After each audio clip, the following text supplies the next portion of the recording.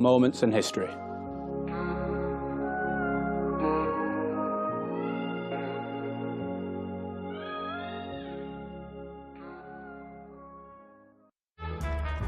L is for the way you look at me. O is for the only one I see. V is very, very extraordinary. Welcome to the opening day. Oh, that is a wonderful shot.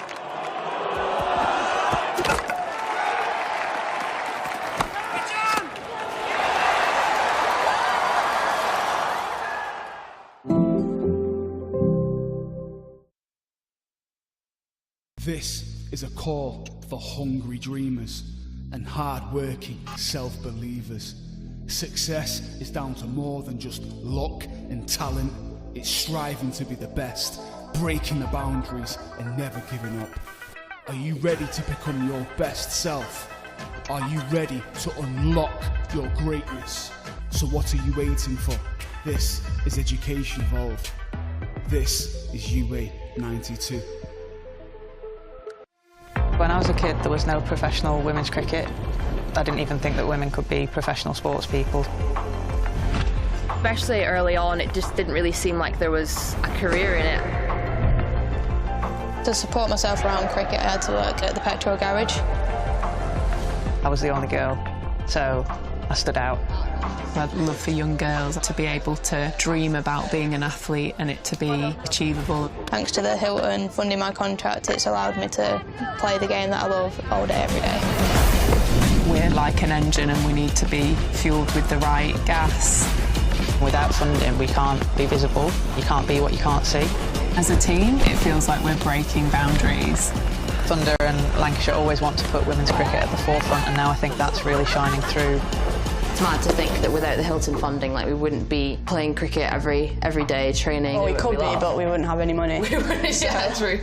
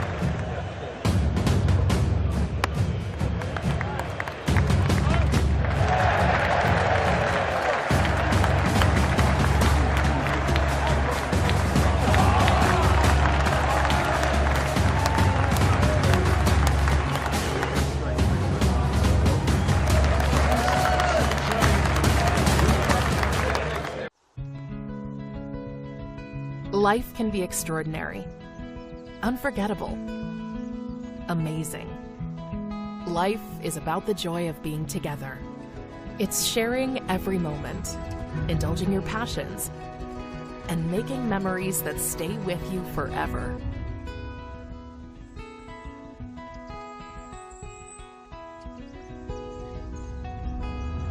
Life is live. The thrill of the game. The buzz of a network, the enrichment and fascination of a cultural soiree. And we feel every sensation because we're right there with you, always on, always fully engaged to help provide that extra spark, heighten emotions, and make every occasion simply unforgettable. Because the best live events don't just happen to us, they become a part of us.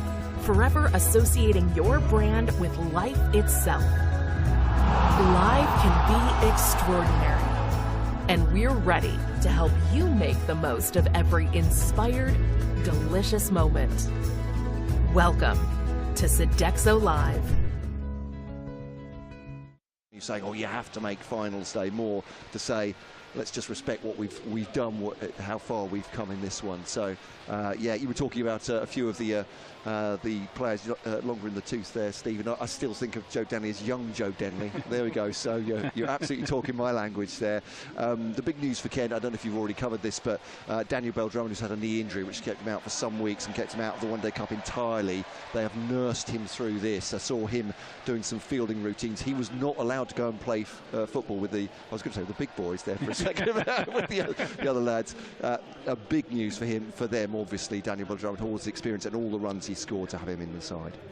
Yeah, just some fun thoughts, Stephen, there on that Kent side, and how Lancashire lining up, and kind of where you think the strengths and weaknesses are on both sides. Yeah, well, obviously you look through the experience of Lancashire. You've got people like Livingstone, who've played, and Salt, who've played in the biggest competitions around the world. They definitely probably have that advantage over maybe the Kent side on the big day, on the big stage. So they'll probably be leaning on some of those guys to really step up today. A little bit of the unknown with Jimmy Anderson, who hasn't played a lot of this kind of cricket. Obviously, he's got all the badges you possibly need to play on the big stage, but 2020 cricket at home, so we'll see how he feels today. And looking at the boundaries, they've brought the boundaries in. So Lancashire normally like to lean on their spinners in the middle overs. So it'll be interesting to see what Kent decide to do there. I'm sure they're going to go hard early on. People like Zach Crawley, you can see how destructive he is. They'll be leaning on those players. Billings is such an experienced all-rounder, and as captain, Lancashire will want to make today a lean and difficult day for him. And then it's going to be the matchup. I think today will be the matchup. What role does spin play? Typically, it plays a really big role here at Lancashire, but with the boundaries a bit smaller, how are that transition overs going to play for them, and who gets on top in that middle phase, if there's such a phase of the game, if they can keep the runs still going at sort of 7 or 8 and over in that period after the power play, I think will be a defining factor. Well, if you weren't awake before, you will be now. As the floodlight, as the fireworks set off and flames are bursting in towards the sky, the smoke covering the ground. We can barely see the pitch at the minute, so hopefully that blows away. I think that phrase you mentioned there about the spin that plays a really significant part. Lancashire have lost probably their best spinner in the competition, which is Chris Green, because he's away in the Caribbean Premier League. Does the Kent number 28 stands out for me? He's going to be very excited about today, isn't he? He's going to be very excited about Parkinson, yeah. So yeah, I mean, it'll be interesting to see how spin.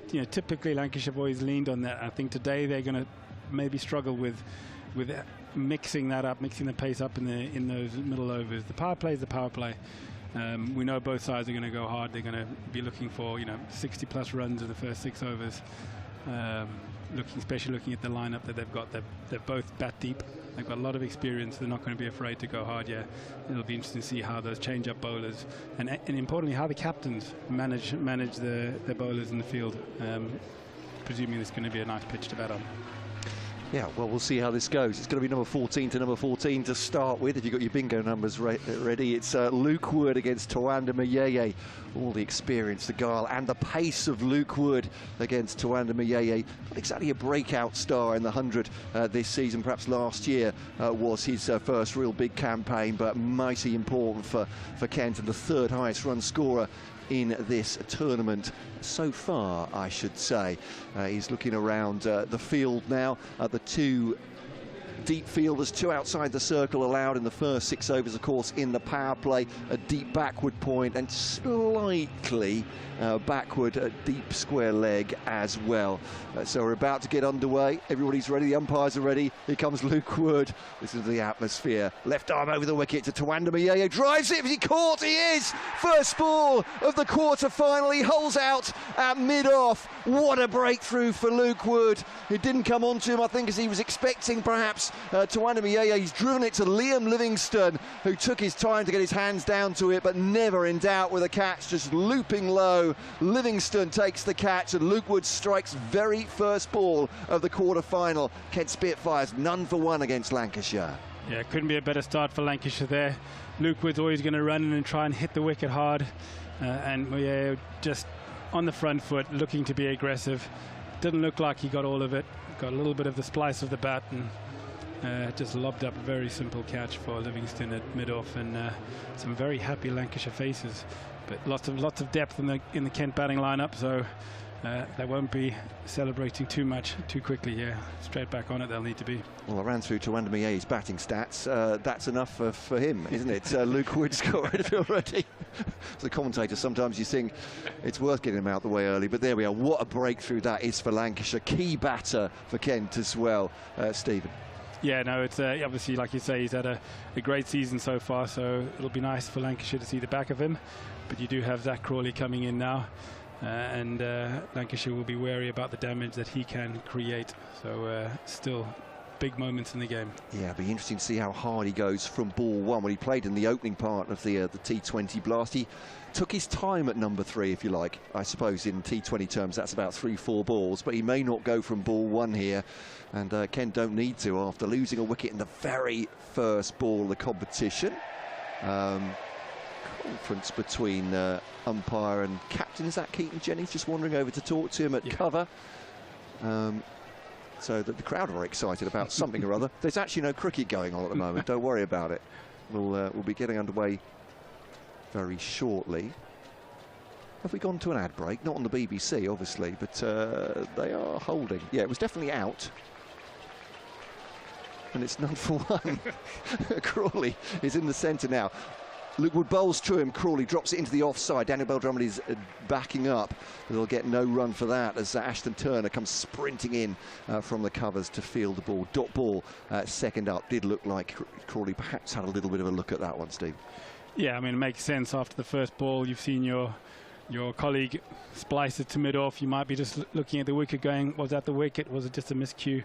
So I wouldn't be surprised if he just has a little bit of a look at Luke Wood here, just to gauge the pace of the wicket before he starts to attack.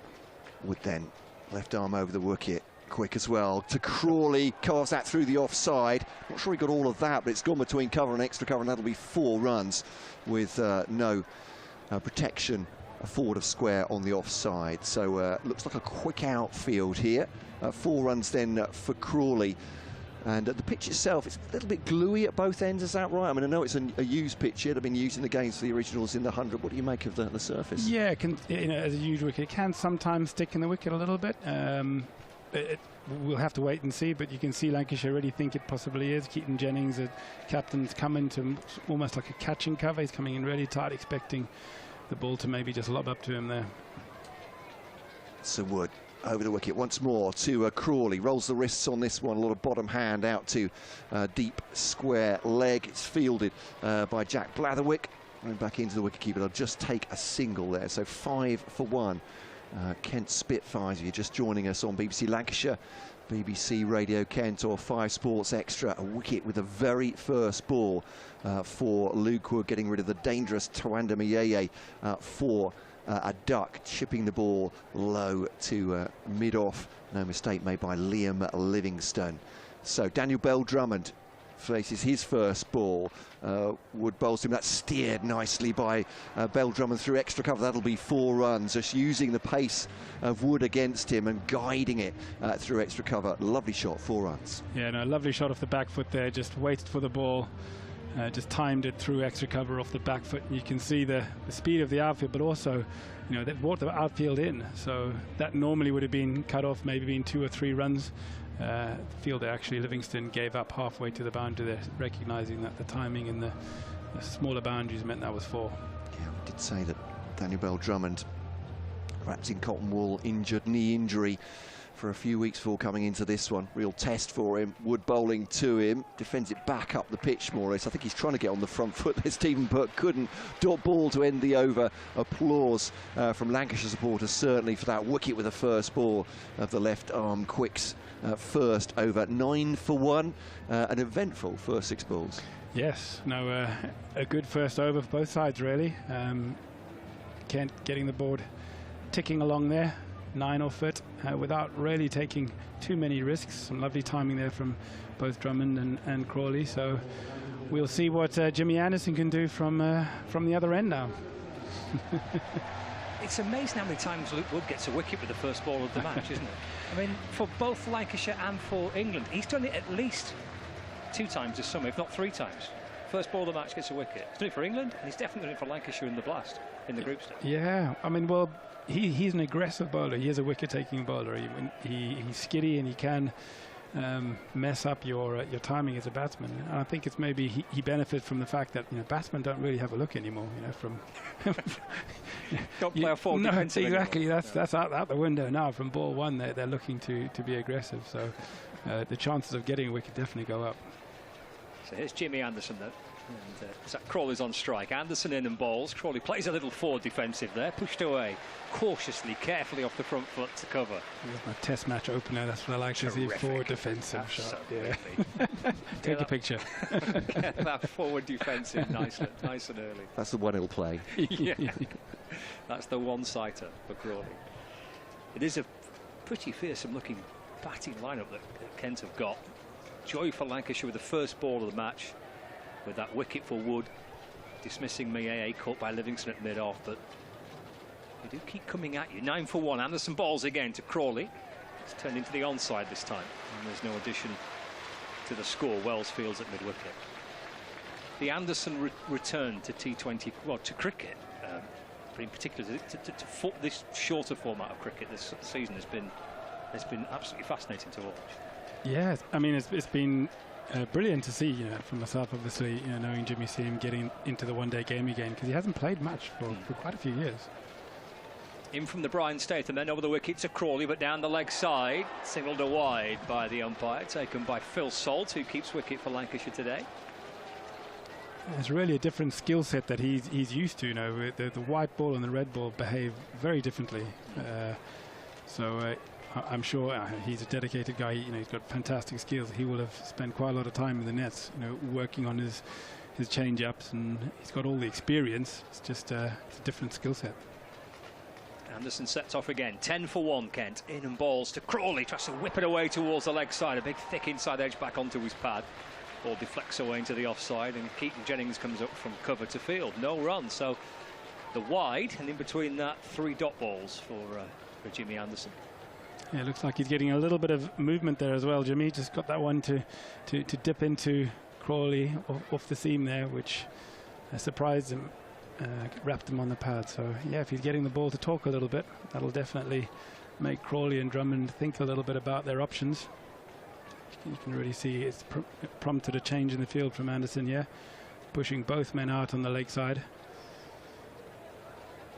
He's bowled predominantly just in the power play for Lancashire. In again to Crawley. It's worked away in front of square out towards the leg side, just for a single. Moves to 6, 11 for 1. He's bowled 3 in the power play, and they have gone back and used him a little later on, but not all the time. It's normally 3 up top, and then they might go back to Jimmy later on.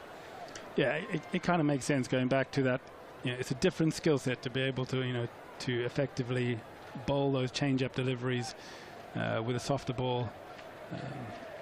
If he spent a number of years now swinging the ball both ways with a red ball, it's not the same skill set to deliver in one-day cricket.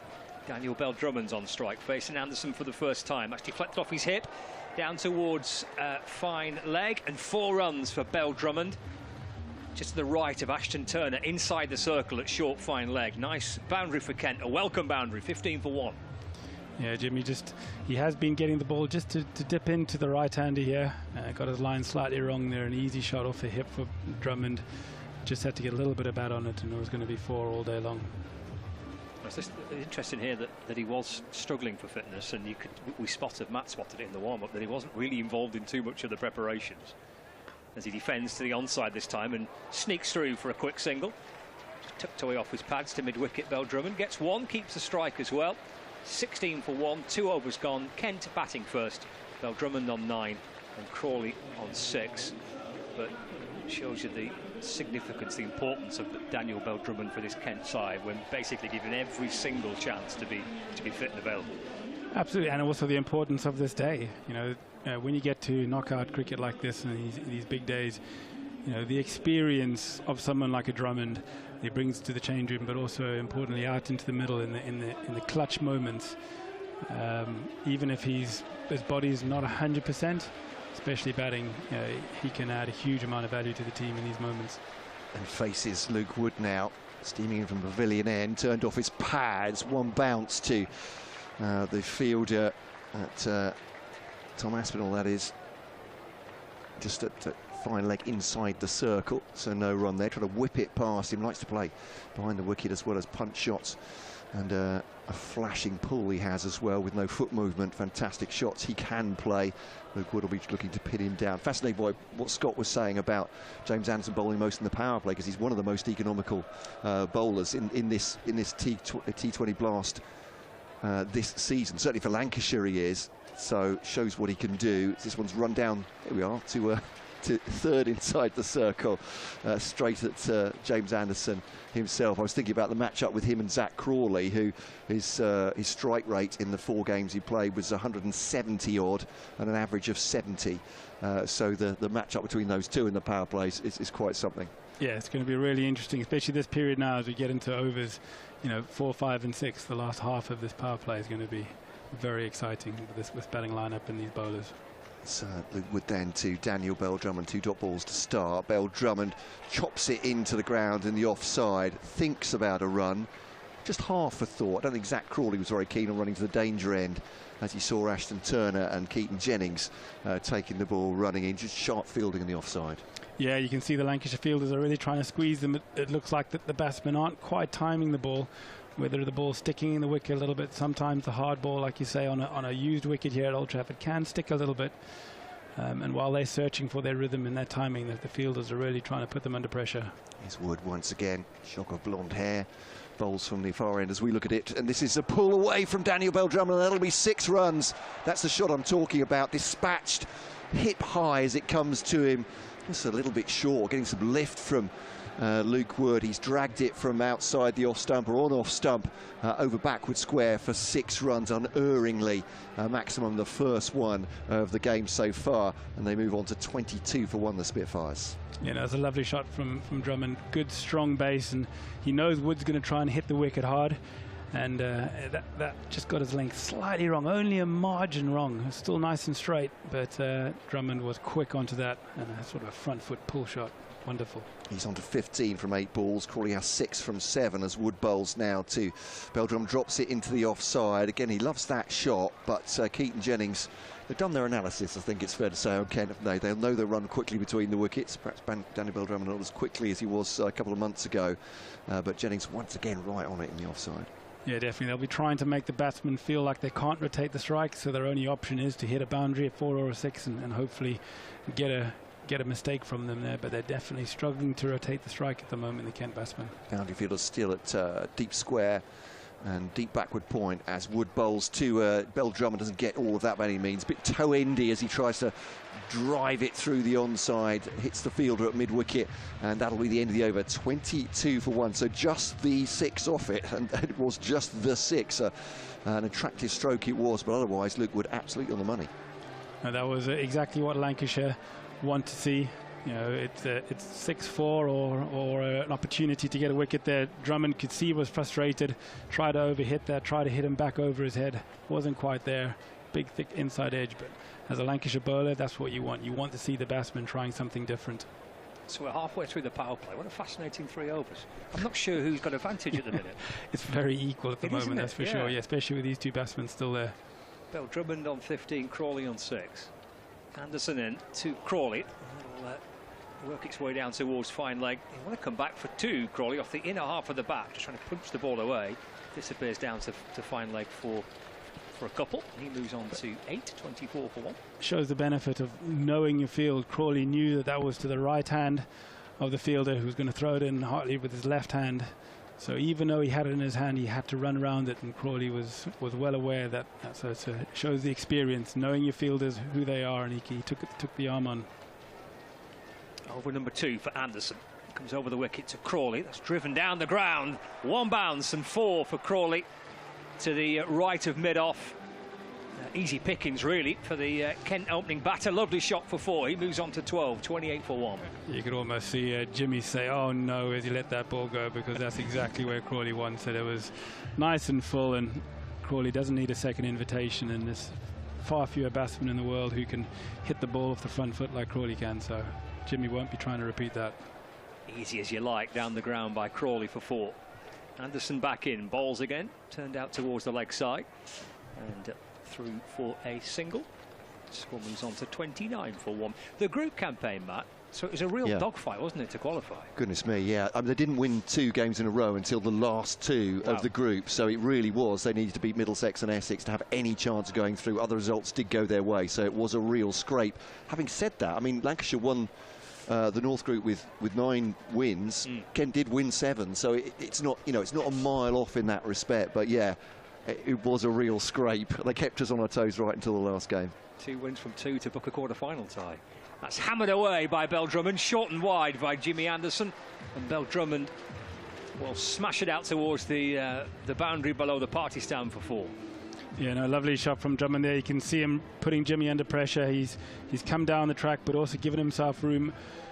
Jimmy Anderson's got deep square leg, deep mid-wicket, so Drummond knows that all he has to do is give himself a little bit of room on the offside there, and he's got a free hit. Successful execution there, and Jimmy's, you can see him thinking now what his options are. Well, 2, 4, single and a 4 off the over so far. Good one this for Kent. 33 for 1. We're in the 4th over. And Anderson's back into Daniel Bell Drummond. And let's run away off a thickish edge down towards short third man where Tom Aspinwall fields, and there's a dot ball for Lancashire and for James Anderson. Yeah, it's you can see the Lancashire fielders, they're still working on the try and keep the batsman from rotating the strike. You've got 2 or 3 fielders who are really in tight there on the offside, making sure that anything that's dropped down there, any hint of a quick single, they're trying to snuff out. 19 from 12 for Bell Drummond. Anderson balls again down the pitch. It's in the air, caught at backward point. Bell Drummond departs for 19, almost off the shoulder of the bat, just skewed out towards backward point. Pretty comfortable catch in the end, I think, for Blatherwick. Anderson gets a wicket. What a funny over that was, because they've got boundaries. It was a positive start to the 4th over, but he ends with a wicket of Daniel Bell Drummond. So 33 for 2 after 4. Yeah, no, that was a wonderful piece of bowling there. Drummond has come down like he did earlier in the over to Jimmy Anderson, come down out of his crease, giving himself room, trying to open up that offside. And Jimmy just rolled his fingers on it, bowled a slightly slower ball. It stuck in the wicket, did Drummond all ends up, and all he could do was get an outside edge that just lobbed up to backward point. Very clever bowling from Jimmy Anderson there, and unfortunate for Kent to lose Drummond, who's a very big player, but I've still got more experience to come, so they won't be too worried yet. With 2 very experienced campaigners. Daniel Bell Drummond played a very late cut, didn't he, in the previous ball, and he does love to cut the ball away. I wondered how premeditated that charge down the wicket was against Jimmy Anderson. Did he see him coming? Well, well, obviously, as a batsman, against someone like Jimmy, you premeditate, you know, so he would have been coming down no matter what. They're trying to open up like he did earlier in the over, try and pierce that offside, but he just got done by the pace. Jimmy obviously saw him come, decided to take the pace off the ball by rolling his fingers on it, and it just looked like it stuck in the wicket a bit. So that was definitely clever bowling, good intent from Drummond. Sometimes you just got to doff your cap to the bowler. He got the better of you there. Absolutely. And James Anderson then with his first wicket, 33 for 2 as we come into the 5th over now. 2 left of the power play. It's Luke Wood steaming in to Zach Crawley. Crawley, it's on a leg stump, doesn't time that one, a scuff into the onside.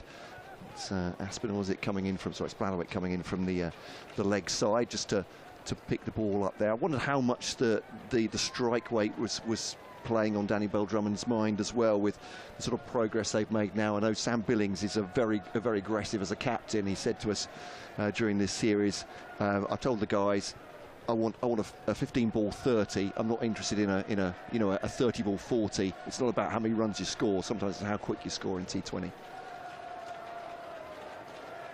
Here's Wood then to bowl to Joe Denley, who's typified that approach, cuts that away off the back foot, and that'll be 4 runs through 3rd. He is one certainly that has typified that approach. He's absolutely this season has been teeing off from ball 1, seemed to see the ball very big, and obviously you'll know him very well.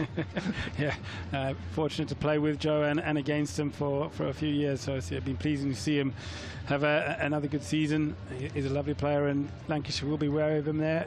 Luke Wood didn't give him too much room, but Joe Denley can hit the ball through the offside from a very straight line. Yeah, no 50s in the competition, but averaging at 30 plus there, and just knocks it up towards mid-off. It's a quick run taken, and well taken as well. Liam Livingstone springs across to throw the stumps down from his mid-off position, but Denley judged that really well. He's still quick across the ground in his late 30s. So to Zach Crawley in his mid-20s. These two, they'll certainly take chances. We've seen this from Kent as well. They are not, they're not shy when it comes to taking a short run.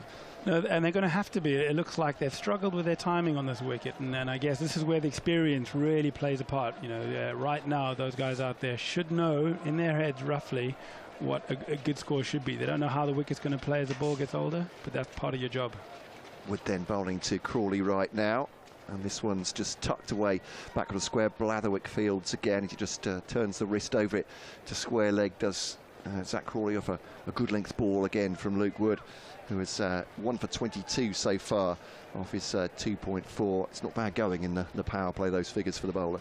No, they've managed to put a bit of pressure on Kent here, and you can see that the batsmen haven't timed the ball consistently, and the fielders have really squeezed their ability to be able to rotate the strike. So yeah, it's an important last, sort of 6 or 7 balls here for Lancs. So Wood then to bowl to Denley.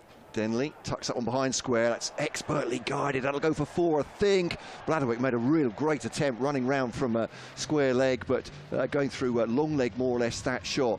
Just a little clip off the pads by Joe Denley, perfectly timed and placed. He's got himself another 4. He's second in his innings so far, 9 off 3. Just picking the gaps at the moment, Denley. Yeah, well, as you can see, the outfield rapid, and they don't have to get much on it, and they're getting boundaries at will here without taking those kind of risks. So they're managing to soak up the dot balls without having to go too hard yet. So it's a really interesting phase of the game, this. Yeah, as you're saying, a powerful batting lineup for Kent. That's how they got batters to burn. That's a dangerous approach, I think, isn't it, in T20? But Wood to Denley tries to get on the front foot, but kept very honest by Wood. He finishes that over, the 3rd for him, and the 5th of the piece with a dot ball to end up with captain Keaton Jennings there. So it's 15 for Crawley from 12 balls, 9 from 4 for Denley. Men already gone. If you're just joining us here on BBC Lancashire, BBC Radio Kent, and on 5 Sports Extra, Tawanda Mayeye going first ball. Luke Wood got his man, chipping the ball to mid-off to Liam Livingstone. So a none for 1 at that point, and Daniel Bell-Drummond expertly dismissed by James Anderson. Saw him coming down the wicket, and Bell-Drummond tried to cut the ball away straight. Blatherwick going for 19, 33 for 2. Where's your money at this point, dare I ask, Stephen? We get to do that as commentators, don't we? We don't have to say anything. 44 for 2. Very evenly balanced, I must admit, right now, both sides. Final over of the power play. Anderson into to Crawley, just drops it into the offside for a single. Thought I'd try the hospital pass there. Thanks for that, yeah. You dealt with it lovely. So one of your classic forward defensive. Absolutely, yeah. Bat and pad close together there. Nothing getting through. Try the googly. No, it's it's definitely edge of your seat stuff. This at the moment, even just wondering what's a good score and who can sort of wrestle that the defining control here of the game. It's very simple, basic cricket. No bowling changes, no real field changes. Like a championship match. In comes Anderson bowls to Denley. That's nudged away towards the leg side for a single. It is very, very unusual, isn't it, that and Lancashire should have done this quite a bit. Basically, 2 bowlers bowl through the power play. That happens quite a lot with Lancashire now, especially when Jimmy's bowled. Yeah, I mean, I can understand with Jimmy, for the reasons we talked about earlier, why they would want to do that. But it's I am surprised. Knowing that they do that as a batsman, I would be going super hard at them now. I mean, if I had a sighter of 1 or 2 overs, so it makes me think the pitch isn't 100% for them. Anderson to Crawley. It's turned away off his pads behind square on the leg side for 1 run. Moves on to 17, 47 for 2, halfway through the 6th over. With the quality of someone like a Crawley who times the ball beautifully, with the field as small as it is here, I would have expected him to try and put both these bowlers under a bit more pressure than he's been able to do so far, and he's looked like he's been eyeing up the wicket a little bit and trying to make sensible decisions rather than going too hard at them. Halfway through the 6th over, Crawley on 17, Denley on 10. It's Denley on strike as Anderson comes over the wicket and bowls full of delivery onto the pads of Denley. Flashed away towards backward square leg for 1. 48 for 2. I was listening to what you're saying to Matt about the two batters here will have an idea of what is a good score. Would that have been, from what you've seen, would that have been adjusted already as to what they think potentially is a good score here? Yeah, I mean, I would, looking at the ground, you probably turn up going, look, I'm looking for 200 here. I would expect them to be nudging that down now, and they'll see how it plays once they get out of the power play and the ball starts to soften. Can they find a boundary in this final over of the power play? Flashed away through the leg side again, this time by Crawley. Out to Blatherwick on the deep mid-wicket boundary. They've come back for a second. Well, I think that's a direct hit. No, I think Jimmy's looks like he's frustrated. Looks like Jimmy's dropped the ball and hit the stumps with his hand, because he's having a chat with Joe Denley there, smiling. Who knows? You never know, because obviously they've gone to the camera, but Jimmy's looking like he's dropped the ball there. Throw came in from Jack Blatherwick. Denley running towards the bowler's end. Lancashire's body language would suggest that this is not out. Yeah, I mean, he looked gone for all money if Jimmy had taken that cleanly. But I think Jimmy's dropped the ball. Well, they're showing it on one of the big screens here.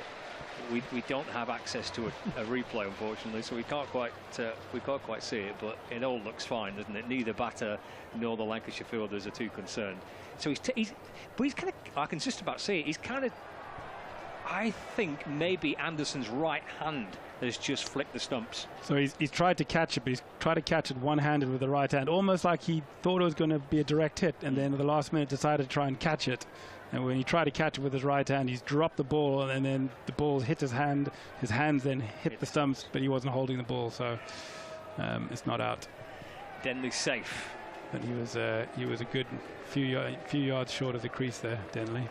And that too brings Kent to 50 with one ball left for the power play. Anderson to Crawley, hits it down the ground firmly, just about.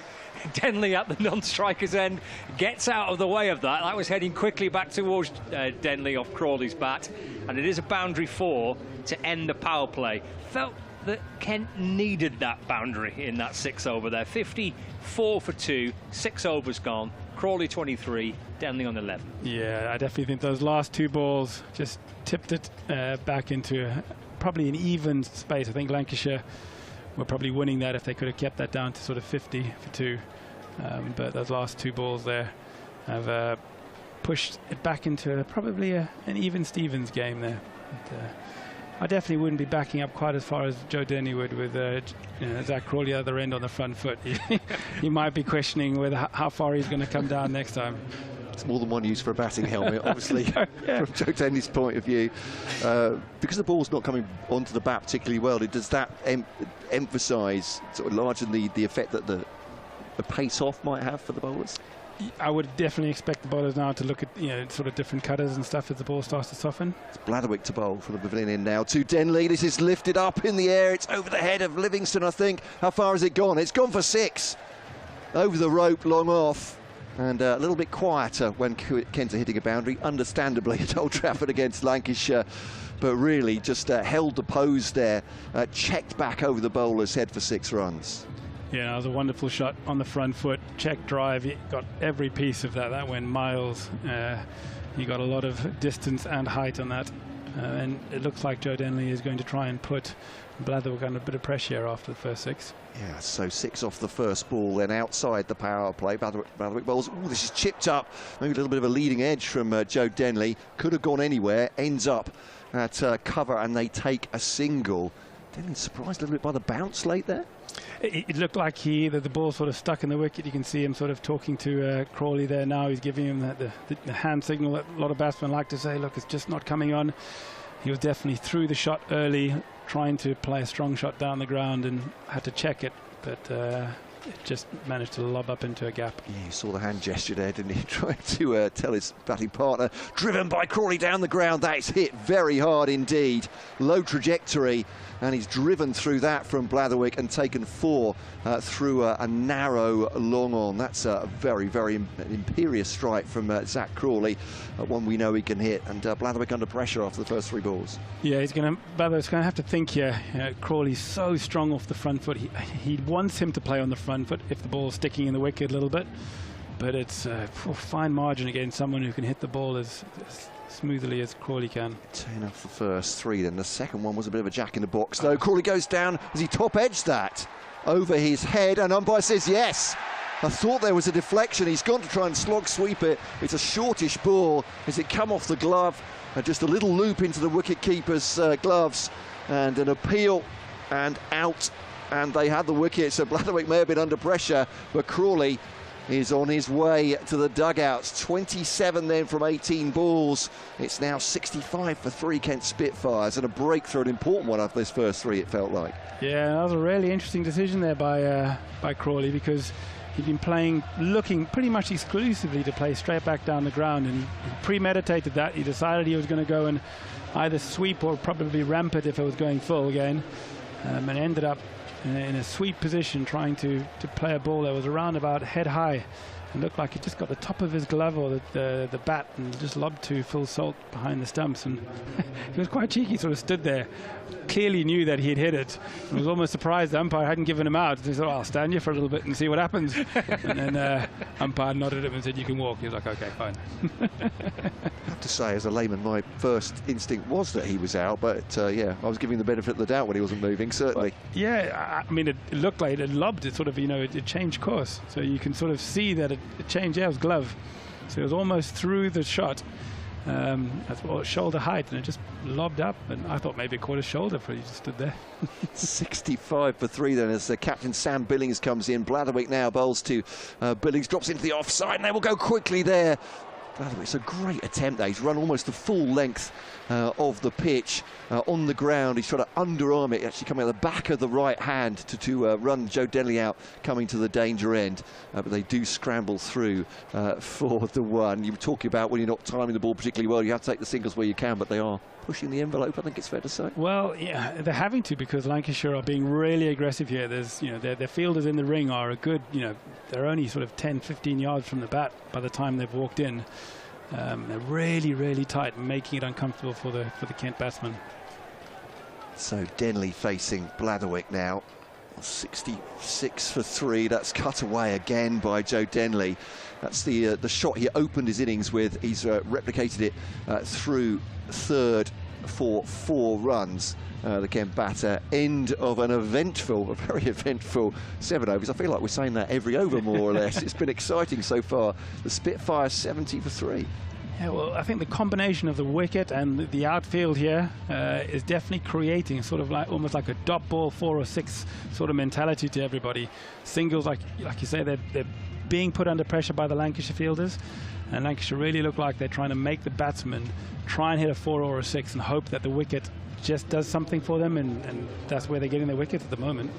It went for 16, that Jack Blatherwick over, but because he got Crawley's wicket, it just takes away all the damage of that 16 runs, doesn't it? Well, it doesn't. We've talked about it. Kent have got such depth, like Lancashire do in their batting. So, I think, we were talking about it earlier, the mentality now is just go for it. If you get bowled out in 15 overs, you get bowled out in 15 overs. So I expect Kent to carry on going, to be honest with you. But he is a powerful player, Crawley. Spin for the first time. Tom Hartley's left-arm spin. And Sam Billings off the back foot just tucks it away into the onside for a single. Doubles his score.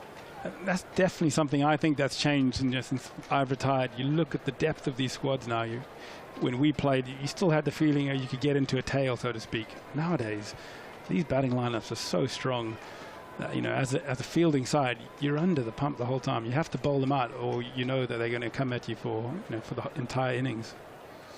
Hartley bowls this time to Denley off the back foot, just trying to find a gap through the offside. Picked up at backward point by Liam Livingstone. And there's no runs, 71 for 3.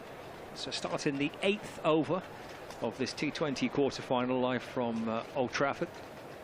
Kent win the toss and batting first. Down the pitch comes Denley, bat and pack together, defends, pushing away to the offside, no run. Place at finals day awaiting the winners. Live on BBC Radio Lancashire, BBC Radio Kent, Sports Extra 3 and the BBC Sport website and app. Tom Hartley's left arm spin around the wicket. Again, Denley on the move.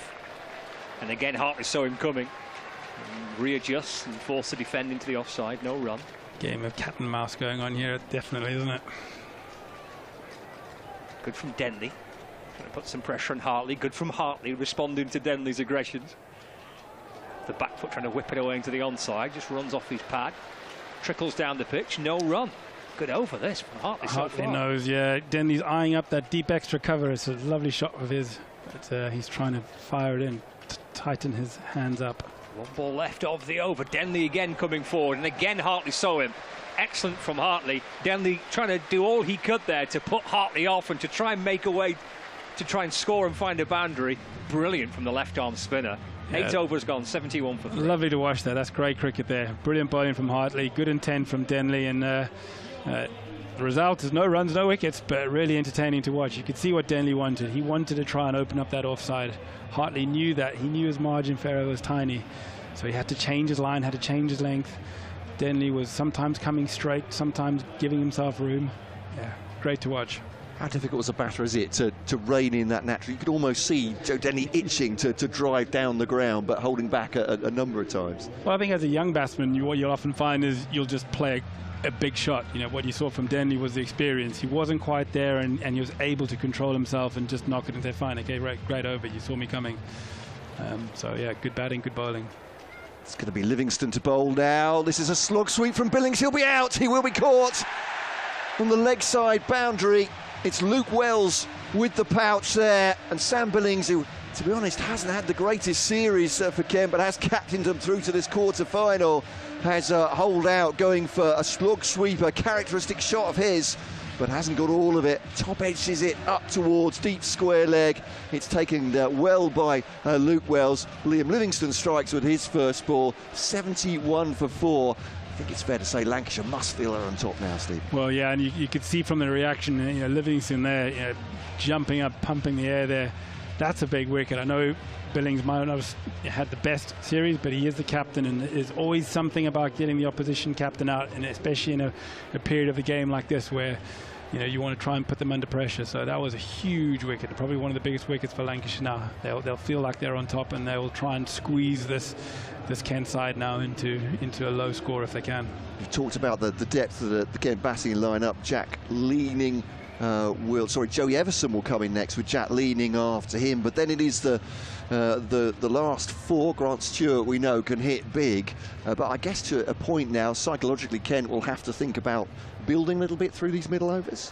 I don't think modern sides think about building anymore, if I'm perfectly honest with you, but I think the risk reward definitely goes up now, so things become a bit more tense. Livingstone to Everson now on the back foot, and straight back at Liam Livingstone. Strikes with his first ball, dot ball of his second, quickly back in place as well.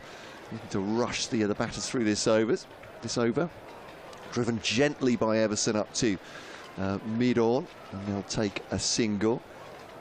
Liam Livingstone does get through his overs really quickly, doesn't he? Here you'll see this. You'll see Livingstone and Salt now, all the experience of playing in those big competitions now. They will hustle Lancashire through this period while they know they're on top. Just trying to rush the batters, not giving them any time to think. A low sweep by Joe Denley reaches Luke Wells backward of square, and they'll take a single. It's a great start this firstly from Luke Wood, first ball of the piece, getting rid of Tawanda Mayeye. Then what looks like a very important wicket, Sam Billings there, first ball of Liam Livingstone's first over, with the Spitfires 73 for 4. Lancashire looking like they're on top now. Onto the back foot goes Everson, watchful, and just drives it up to long on, not taking any liberties here. Single taken, and yeah, it's just gone a little bit quiet for Kent. You can understand that, I suppose, from not wanting to take any liberties with Livingstone, as then he does come down the pitch, but ends up defending it back at the bowler. And that first over from Liam Livingstone has gone for just 3 and taken the wicket of Sam Billings. So far, so good, you'd have to say, for Lancashire. Some powerful performances by the bowlers so far. Yeah, no, it's been a really intriguing matchup here, in Lancashire definitely skipping around the outfield here. There's a spring in their step.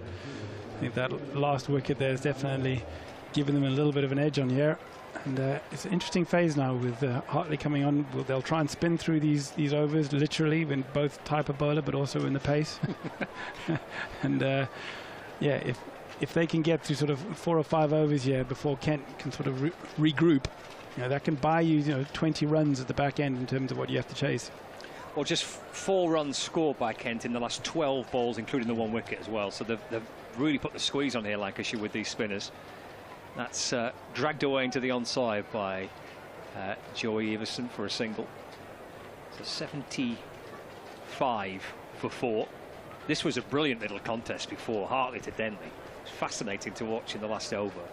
I mean, nothing really happened. It was 5 dot balls, but it was a wonderful little tussle between them both. Hartley into Denley, just dragged a bit short, and he can whip it away towards the leg side, out towards Ashton Turner on the deep square leg boundary for 1 run. Moves to 24, 76 for 4 now. Brings Everson back on strike. He's looking leg side as well. We'll see a couple of Lancashire fielders out on the boundary, a deep backward square leg and a deep mid wicket.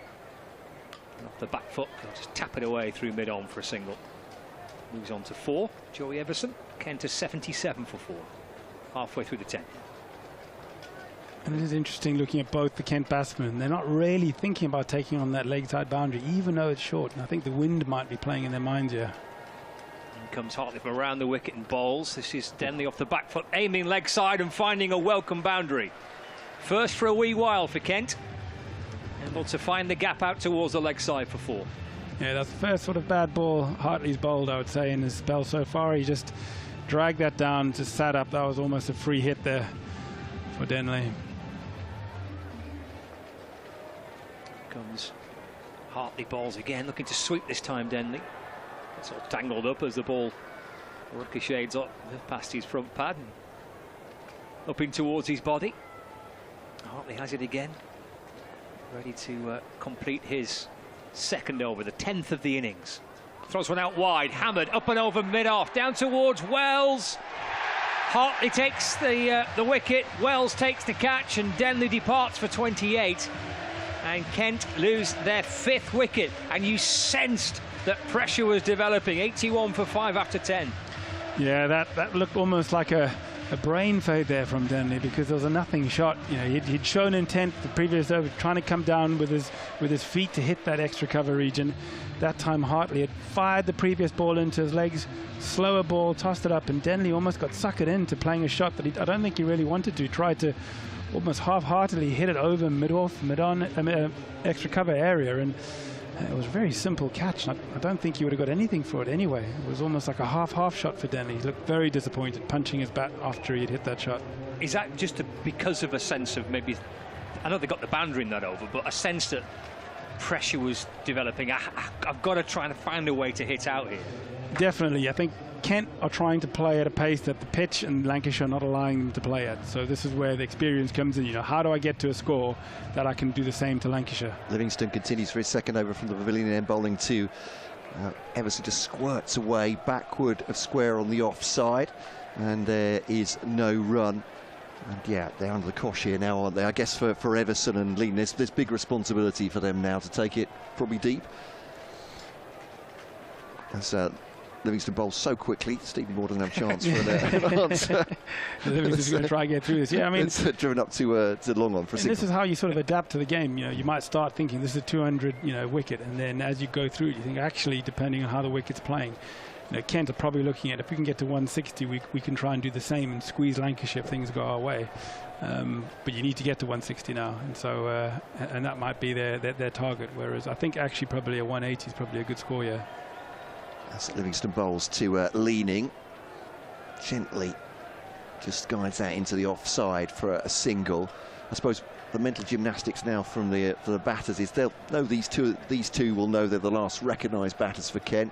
Grant Stewart perhaps is more of a last 5 overs, more 4 overs, 3 overs kind of batter at number 9, driven back to Liam Livingstone. It's a crowd catch. Livingstone obliges by tossing it up as if it was on the full. But no aggressive intent from Joey Everson, that's for sure. And the deliveries are ebbing away here. Rolls the wrist over this one into the onside, Everson, and takes a single. And almost obligingly, Kent here taking ones rather than hitting for the boundaries. Well, this is where a bit of experience, I think, if you can make Livingstone just wait a little bit, play to your own pace. At the moment, Kent are playing to Livingstone's pace. Leaning lifts the bat high before addressing this one into the onside, just dropping that to square leg, and takes a single. And end of the over, just 4 off it, 85 for 5. As you were saying, maybe 160 is a total for Kent they'll be looking at now, but how they build through these overs of the spinners, it's looking really difficult to play them. Exactly, yeah, and I think that's where, you know, as a batsman, you've got to start looking, how do I start to tilt this into my favour? These two spinners are going to want to get through their overs as quickly as possible and not give you time to think. So if you can try and buy some time for yourself, get the spinner to wait, try and play the game to your rhythm as much as you can. At the moment, Lancashire are calling the tunes, see if Kent can figure out a way to wrestle some control back for themselves, get some rhythm into their batting. What we know so far, of course, in this T20 is that Northamptonshire and Hampshire are at finals day. As Hartley comes in and bowls to Jack Leaning, just tickled away off the pads out towards square leg for a single. 86 for 5. So Northamptonshire Steelbacks beating Surrey on Wednesday at the Oval. Hampshire Hawks beating Durham last night at Chesterley Street, and this T20 quarter-final double-header today with Somerset and the Birmingham Bears to follow from 6:30 to complete the quarter-final stage. Hartley in, flat and quick to Everson off the back foot and punches away through mid-off for 1. 87 for 5. It will be Hampshire against Northamptonshire in the first semi-final on Saturday at Edgbaston, and then the winner of this fixture will take on the winner of the second game today, and that will be in the second semi-final on Saturday. As Hartley's in, he's asking for the LBW there, as Leaning's pretty deep in the crease. Off his back foot, trying to work it away towards the onside. Hartley asking Phil Salt whether it's worth a look upstairs, but didn't get too much encouragement. That's turned quite nicely. That was actually a good ball. He hasn't bowled it slowly. He's fired that into sort of leg stump. I think it pitched outside leg stump, but then it's straightened quite a lot towards middle and leg. 87 for 5. Again, shuffling back, Leaning, clipping the ball away towards the leg side for a single. Moves on to 3. 88 for 5 now. There's Joey Everson back on strike. Oh, yeah, just watching that back on the replay. It's a lovely piece of bowling, isn't it, from Hartley? Not a bad shout at all from Lancashire's left-arm spinner, but they didn't fancy going upstairs. It's just nudged away by Everson in towards the leg side for a single. Sorry, for no run, fielded by Keaton Jennings at mid-wicket. So one leg by and a couple of singles off the over. Driven away by Everson again through mid-off for 1 run. He moves on to 8, and he keeps the strike as well. But this little period here with Livingstone and Hartley in combination is proving to be very, very frustrating for the Kent batsman. 89 for 5 after 12. Yeah, well, we'll see what happens at the end of the game, but these are the periods, we talked about this in the pre-match, where, you know, a little half an hour here where the spinners get through. You know, they don't have to take a lot of wickets, but if you can sort of buy yourself 5 or 6 overs with hardly any runs, it can win the game for you in a 2020, especially on a knockout match like this. They've got 3 more between them, these two spinners as well, as Livingstone bowls his third, or starts. Obviously, they take just a push single into the offside. Keaton Jennings misfields, but it doesn't cost him anything. He's still not quite aware of where the ball is, but Ashton Turner engineers it to him, back to Liam Livingstone. And yeah, at the end of that over, 1 for 7 off 2 for Liam Livingstone, 1 for 12 from 3 for Tom Hartley. Let's put the brakes on Kent here. Oh, he's just nurdled into the offside by Jack Leaning and took a little squirt, it looked like, past Keaton Jennings. I think he did everything. The ball did the batsman, and then the fielder got done by the spin as well. So he did sort of shot off the turf. Yeah, just Jennings looked like he had that covered, and I think it went square off the turf and did them all ends up. Just the 1 run. Conversation between him and Phil Salt now. So Holt's Liam Livingstone coming in for the third ball of this over, driven back, straight back at him by Everson. Again, you can see he's not hitting that hard. He's keeping the hands relatively soft here. And that's a dot ball. Livingstone just on leg stump, that one, and clipped out towards mid-wicket. Sidearm throw comes in from Michael Jones there, and just a single. Kent a little bit becalmed. I wonder if can they risk just doing this for the remainder of the spinners and then perhaps go big? I think it leaves too much to do late on. Very dangerous game. Livingstone to Leaning, levers that out into the offside, and that'll just be a single. Kent have to decide how to take on one of these spinners and try and get some runs off them. They can't afford both of them to get through their overs. Yeah, Hartley has one over to come. Livingstone one after this. On the back foot, aggression from Everson. Moving out the offside, but they will just get a single again, and that's 5 off the over, 94 for 5. At the moment, Kent Spitfires going nowhere fast. But that's great news for Lancashire, who feel solidly on top at this point. Yeah, Lancashire are happy, and I think they're happy as well because the batsmen are playing to their rhythm, and they're playing the same way as each other as well, which makes life easier as a captain and as a bowling unit. You've got to try and put the opposition in as much pressure as you can, and in this situation, one of these batsmen have got to say, I'm going to take the bull by the horns here. I might get out, but if I carry on doing this, I'm not going to win the game anyway. So going back to what Billings was saying to the side earlier, I think he'll be in the change room saying, come on guys, one of you's got to stick here or twist. You can't just carry on doing this, do something different. And more spin to come. Luke Wells rather than Tom Hartley. Yeah, it's 23 runs off the last 6 overs. That little period of spin. It's off the back foot by Joey Everson. Pushed away into the offside for no run. This is a little bit like Lancashire T20 at Old Trafford from 10 years ago, this, isn't it? This is because in the last 2 or 3 years, seam has come more into it. It's off the back foot by Everson. Pushed away down the ground for 1 run. But this is kind of like old school T20 cricket. This is why I was surprised that the boundary is so close, because this is what Lancashire like to do. You play on a wicket that does a little bit, and you push the boundaries back and really make the batsmen think about how they're going to score their runs. With more 2s and 3s in the outfield. Obviously, there's hardly any 2s or 3s today because the boundary is so small. But the interesting thing is the batsmen haven't been able to put the bowlers under pressure in terms of, I've seen hardly any shots across the line to the spinner here, trying to take on the smaller boundaries. So it's and the rhythm of the game has really been played to the tune of Lancashire, not to the batsmen, and that's what you would expect in a 2020 of this stature today. The batsmen should be dictating a little bit more to the bowlers how they want to play. Get the captain thinking a bit more about his fields and who he's going to bowl when. So Jack Leaning and Joey Everson, what have we got here for Kent? Going to try and find a way to kind of counter-attack here, counter-punch if they can. Leaning looks to try and cut the ball away into the offside. It just bounces out towards Michael Jones, who comes up from the point boundary. And there's 1 run, 96 for 5, halfway through the 14th over. Leaning on to 6. Everson back on strike. The minute Lancashire kind of smothering Kent. Can they find a way to break through the Spitfires? This will help. That's muscled away for 6. Boy, did they need that. Joey Everson hammering the ball out towards the deep mid-wicket boundary. They need a few more, but that'll help for Kent. That brings up 3 figures as well.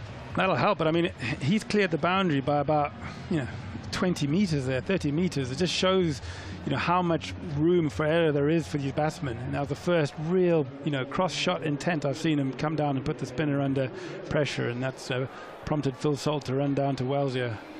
It's a no ball here. It's a free hit as well. Oh, goodness me. There's a bonus for Kent. That can change the momentum of the game, though, can't it? No, I don't think he's overstepped. So is that a fielding? Is that a fielding? That could be a fielding issue. Yeah, because just looking back on the replay, that didn't look to me like it overstepped. No, and because it wasn't called immediately, someone must have, yeah, you're right, must have been a fielding issue. Free hit, he's got away with it. He's fallen flat and a little quicker, Wells, and it's driven down the ground for a single. I don't think they had 4 in the ring, didn't they? Did they have? I'm a bit confused by that. I'm confused by that, yeah. Because his foot on that replay looked like that was a decent way back over the line. Dropped short this time. Leaning will work it out towards the leg side. Oh no, let's have a look. Yeah, sorry, square on the TV. Yeah, he has just overstepped. So that was the reason for the free hit and the no ball. 106 for 5. 1 ball left to the 14th over. 6 just helping Kent out, but they need plenty more. That's driven away nicely by Joey Everson through mid-off for a single. And he moves on to 20. 14 overs gone. 6 remaining for the Kent Spitfires here at Old Trafford in Manchester on BBC Radio Lancashire, BBC Radio Kent, Sports Extra 3 and the BBC Sport website and app. Scott Reed, Stephen Moore, Matt Cole, your commentary team. And for those watching us via Lancs TV on YouTube as well, where Kent batting first of 107 for 5 with 6 overs remaining. They need to find a bit of some kind of spark from somewhere here. Absolutely, yeah. This is crunch time now for Kent. Livingstone bowls. Bowl out here to Everson. Slaps out. Will it be 6? It will. Over Luke Wood's head. I thought he was interested in that one, certainly. Fading a little bit away from the fielder, but has gone for 6 and flat batted out through long off. And Livingstone's not happy with Wood there. On a small boundary to be that far in, that would have been an easy catch if he'd been on the boundary. Yeah, that's carried him. And Livingstone goes through his delivery stride and almost delivery, apart from not releasing the ball. So was he watching to see Everson come down the pitch there, maybe? Everson stood stock still and goes for this one. He's got a top edger sink. Fielder sets himself underneath. 2 coming together. No, it's a drop. It's through the hands of the fielder on the onside. Tom Aspinall tried to get himself coming slightly over his shoulder. Luke Wells coming in as well. I'm not sure how much communication there was, but a difficult chance. It was always Aspinall's catch there. He looked like he hesitated, didn't quite get himself underneath it. Livingstone not happy again. Just a single taken from that one. It's just playing a miss from Leaning. Is it an appeal by Livingstone? It is indeed, to see if Leaning was outside his crease. Hard to tell from here, I think, with the... Yeah, Phil Salt doesn't look too excited about it. I feel like the umpires now just go upstairs just on the off chance, just because they've got it, rather than, I don't think anybody feels Leaning's out there, but you never know.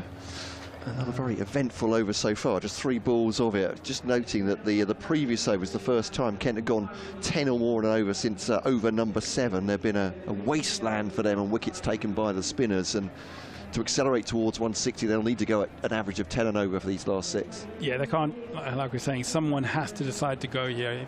If one of these batsmen wants to take it deep and just give a little bit of confidence, that's fine, but both of them can't be knocking around. Someone has to go for the boundaries now. 27 off 23 for Everson. Leaning has just 7 off 10. We're waiting. No one feels like it's going to be out. It's not out. There we are. Livingstone to Leaning. Just angles the ball out, back with a square. Hartley fields on the offside, and they'll just take up 1 from that one. So 4 balls gone, 2 to come of this 15th over, and Kent looking for something here. 8 on the board in the over. This one's driven down the ground. Wood's underneath it this time and catches. Does he take it over? He doesn't. Just keeps in bounds. Well, that's a reply to him from any criticism from his bowler. It's driven high. It's excellently judged and just manages to keep his right foot from going over the rope. And that, looking for 6, was Joey Everson. But it's the 6th wicket to fall. Lancashire in full control. 115 for 6, the Spitfires. Yeah, Everson trying to show that intent, trying to get those boundaries. Didn't get all of that, and Luke Wood was not going to get berated by Livingstone a second time, making sure he was right on the boundary on that occasion. But yeah, that's a bit disappointing there for Kent. Looked like he was just had the power there to maybe accelerate the innings for them. But once again, Lancashire getting a wicket at a crucial point in time. Yeah, so Everson goes then for 27 off 27 balls. 27 off 24 balls, beg your pardon. They made it look very difficult, Lancashire. There's no doubt about that. The spinners from both ends, particularly Hartley, and Livingstone, who has his 2nd wicket for 20, is 1 ball shy of completing his spell for the afternoon. He's bowled through his 4 here. Hartley still has 1 to come, and Kent will be looking forward to that. Grant Stewart, I'm imagining he might just pat this one back at the bowler. Well, actually just goes off the outside edge of the bat. Quick run taken. Stewart wasn't ready, I don't think, for Leaning come herring at him and has dived. They have taken a single, but a bit of a late start from Grant Stewart. A risky run it may have been. They do get through for 1. It's 116 for 6 at the end of the 15th, and Lancashire, I think it's always unfair when commentators say, is it theirs to lose? But they're certainly in a great position. They'll be happy with where they are now, but there's a lot of cricket still to be played. Both sides have to bat on this wicket. I don't think it's a fantastic batting wicket from the looks of the way Kent have struggled to find any rhythm and the confidence in which Lancashire have been able to bowl on it. So yeah, if Kent can somehow squeeze himself up to 160 and put on a good power play, it could be anybody's game. Yeah, it doesn't look the easiest wicket, does it, to try and score, but the Joey Everson 6 would concern me if I'm a Kent player. The way that he hit it and the distance he hit it, as Hartley is around the wicket and bowling, that's pulled out towards the leg side by Stewart. Blatherwick's on the boundary to field. Stewart wants 2, comfortably comes back for the second in the end. Good running. Yeah, well, the margins are tiny, you know, at this level of the game they're tiny anyway, but if you're playing on a relatively small ground for Old Trafford and a fast outfield, you know, you only have to miss your length a little bit and these guys will take advantage. You know, Lancashire have bowled well and they've been very tight in the field, really squeezed all those singles for Kent. Hartley comes around the wicket, throws one wide of off stump, chopped away by Stewart, bouncing off a bottom edge. Out towards Liam Livingstone, who comes up from backward point to field, no run. He's bowled beautifully here, Tom Hartley. This is 4th and final over, 1 for 13 from Lancashire's left arm spinner. He's got Grant Stewart on strike. Hartley in and bowls to Stewart, steps to the leg side and off the back foot and punches it through mid on for the single. Moves to 4, 119 for 6. We're in the 16th over. So 4 remaining. Leaning on 8, back on strike. 4 remaining after this one from Hartley. Because on the sweep, there's Jack Leaning. Swept away behind square. Out towards Ashton Turner, who comes up from deep backward square leg to field. Again, just a single. How many boundaries has Tom Hartley conceded? It's not many. Just one? Just one, okay. Hartley looking to try and restrict it to just the one boundary. He's got 2 balls left today. Again, throws that wide of off stump, carved away on the bounce to Jennings at short extra cover, and there's no run. 120 for 6 with 1 ball left. Tom Hartley creeps back in, bowls again. That's in the air by Stewart, out towards the leg side, and it's gone for 6. Almost hit Lanky on the head. Lancashire's mascot, the giraffe. He had none of a clue where that ball was going. I was slightly concerned. It would be cushioned, wouldn't it, if it hit Lanky on the head? You'd hope so, wouldn't you? You never know. But yeah, he was pirouetting. He knew the ball was coming his direction, Lanky, but he couldn't see it. He couldn't work it out where it was going. Giraffes don't have great eyesight, though, do they? Do they not? I don't think so. Oh, right. I don't know. Is that a thing? I'm not an expert on giraffes, but I'm taking your word for it. Either way, he didn't see it, and either way, it's a 6. And Kent will take it. The end of Hartley for today. 4 overs, 1 for 21. It's 126 for 6 with 4 to go. Double teapot from the giraffe. He looks disappointed with himself, doesn't he? Yes. He's shrugging. He's slinking off into the crowd there. Hard to hide, isn't it, when you're 7.5 feet. With yellow with brown splotches, but there we are. Tom Aspinall's going to bowl from the pavilion end now to Jack Leaning as we come into the final 4 of this Kent innings, driven by Leaning. Doesn't quite time it up to mid-off, and there's a single run there, 127 for 6. Kent trying to eke out what they can from these final few overs. Having said that, I mean, they did have taken 10 off the last 2, 12 off the one before that. So could they make 160? Stewart slams that away through the offside.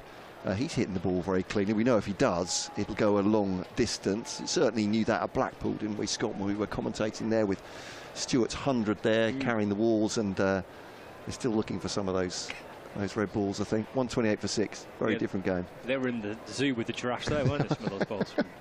It's a full circle. It's a callback, they call that, I think. Bowled him! Well, Tom Aspinall brought into the attack, and his second delivery castles Jack Leaning for 10, 128 for 7. Very much into the bowlers now. Kent, looks like Stewart might have to do miracles for them again, as he did at Blackpool in the county championship game, but Lancashire ruling the roost here, 128 for 7. Good bowling change that by the skipper. Yeah, well, I think we're in that phase of the game now, isn't it? Going into the death, and Aspinall's good at bowling those death deliveries. Leaning there, looked like he's just been struggling with rhythm, and when he's sort of got into that phase, seam comes on. He hasn't faced any seam really, been stuck against spin. Almost made his mind up that he was going to try and hit that back over the bowler's head before he bowled it, and was done all ends up, lost his shape. The ball just went through between bat and pad. castled into the middle of North. And yeah, we know what we're going to get from Aspinall here, but also Kent don't have many batsmen in the locker here, so getting up to that 160, which I think is probably only an average score for this outfield today, looks like an increasingly difficult task. Yeah, Clarkson has done bits and pieces, I suppose, for Kent. His high score coming in at what was a defeat against Surrey, actually just batting out the overs for Kent. Needs better than that now if he can. Just tucks this behind square. Single taken as it's fielded by Michael Jones on the run. So 129 for 7. Is it about just letting Grant Stewart swing free here and getting what you can, or is it about perhaps taking singles to the 20 and making sure that you're batting out the entire innings? In the old way of 2020, I'd be saying, yeah, bat out, get your overs in terms of, maximise your amount of time out there. But I don't think that's the way guys play cricket today. Aspinall too. Stewart backs away from this. Oh, the thinnest edge past Salt. It's a single as well. We'll call that a very late cut indeed. Past the wicketkeeper, no chance whatsoever. God, I'm trying to give Kent every credit. 133 for 7. It's not been a great afternoon for them so far. Stewart on 15. It's that catch-22. If you stay out there, you maybe get 150, 155. I still feel like that's light against this Lancashire side. So you need to get beyond 160 up to 170 if you can, and so you're better off being bowled out for 140. Trying to get to 170 than you are just trying to eke your way to 150. Yeah, I know all pitches are different, but Lancashire averaging around 778 across this qualifying campaign, and this one's punched into the offside by Stewart along the ground at just take a single. End of the over it is indeed. Another eventful one. 134 for 7. Stewart takes the strike, albeit this being a very different wicket. They also scored, I think, the biggest score in the T20 so far this season, 243 against Derbyshire. So there's so much batting to come from Lancashire, but I guess it won't be plain sailing from what we've seen from the pitch. But would you back them at this stage even? Yeah, I mean, if you can get a decent total on the board, then that plays into the eyes of the batsman in terms of even 15-20 runs can make a big difference to a batsman even in a middle scoring game. So it's really down to the Kent batsmen to try and be sensible now about who they target. I think if I was batting now, Jimmy Anderson, this is an over I would have been targeting, just to try and put him under pressure, knowing that he doesn't particularly have a lot of experience bowling in the death in one-day cricket. So you got to pick and choose your battles. This is one that if I was a Kent batsman, I'd be going after. Yeah, this could be interesting. Anderson to Stewart. Throws one full and wide of off stump. A super start by Anderson to begin with, as Grant Stewart tries to throw everything through that. Playing a miss and through to wicketkeeper Phil Salt. That's right on the money from Jimmy Anderson, wasn't it? Wide Yorker to get this 18th over underway. 134 for 7. 2.5 overs left, Kent. What they got here? Anderson in to Stewart. Here he goes, leg side in the air, clears the boundary by a mile. 6 runs. This is the contest, isn't it? Stewart on strike, Anderson returns. There's an opportunity here for Kent. They get 6, 140 for 7. Absolutely, you can see him. First ball there, he gave himself room. Jimmy bowled a beautiful wide Yorker. That time he's gone across his stumps, set himself for the leg side. He was only going one direction. And he's got every piece of that, and that's no risk of getting out to that other than being caught in the crowd. Even for me, even 20 off these next 2.4 overs, they're in the game. Yeah, but you can see the difference. Even that intent they've shown with those 2 balls. You've got Jennings, you've got Salt, you've got Anderson, you've got Livingstone, you've got the brains trust all stood around each other going, right, what are we going to do? They know they don't want Kent to get a 20-run over here. Yeah. They want to keep it down. So they're all getting together. How do we keep this over down to sort of just a 10-run over now rather than a 20 or a 25, because I'm sure that's what Stewart's thinking here. There is just a little opening here for Kent at the back end of their innings. It's been a struggle at times. It's been stodgy in the middle when Lancashire had spinners from both ends. Stewart on 22, danger man. What can he do here for the Spitfires? Anderson sets off again, 140 for 7. In again, chipped away, leg side in the air. Blatherwick comes round, trying to take a catch. Diving away to his left-hand side. Would have been a spectacular effort. He comes back instead for 2. There's a hard fall by Blatherwick, but he picks himself up and Stewart moves to 24. 142 for 7. Yeah, amazing effort there in the outfield, diving full length, running at full speed to try and get that, and almost got it on the half volley. But yeah, the intent's clear here from the Kent batsman, Stewart. Yeah, 24 from 12 now, Stewart. Anderson in and balls. Oh, he's gone on the little reverse ramp almost, I think. And he's flicked it down towards where, well, it would have been short third or short fine. Has he carried? That's the question. Lancashire claim it has. That's the question. The umpires are going to go and confer. Let's see what the soft signal is. So he's gone to kind of... So he's gone to try and ramp him over for short fine leg. Yeah. Jimmy's bowled a beautiful wide Yorker. And, I mean, it's amazing the skill of the batsman. He's changed halfway through, and he's decided to try and ramp it over. A bit like Josh Butler does so amazingly, doesn't he? So they change at the last minute from going over his left shoulder to his right shoulder. But unfortunately, he just looks like he's chipped it straight to short third man. The question is, has it carried? Well, this replay's been shown to the crowd. You know what they'll think in a minute. Does that be a fair judge? There's 20,000 Lancastrians cheer any second now. But I'm not sure that's going to be an accurate judge. Sue Redfern is our third umpire today. So it's all about fair catch. So we're looking to see whether this is carried or not. I think these are so difficult to judge. Here we go. What's the home crowd going to think? Let me guess. As we see the replay on the big screen. Oh, it's a muted reaction from the crowd. Muted. It was muted. It must be closer than we think. Oh, the Lancashire fielders are walking away. The Lancashire fielders are not huddling. They're all looking up towards the big screen. Both batters, umpires, Lancashire fielders. Look, if you're not sure it carried, you cannot give it out. You have to be certain that it's carried. It depends what is it. You still have the soft signal. No, the umpires. Is it just whatever the third umpire thinks now? Right. Yeah, it looks like from the reaction that it's going to be given not out. I think that's perfectly fair. The home fans will boo, and Lancashire are complaining. Look, we can't see. We don't have a replay screen, so we can't see it. But if Sue Redfern, who's the third umpire, cannot see for certain whether or not that is carried, she can't give it out.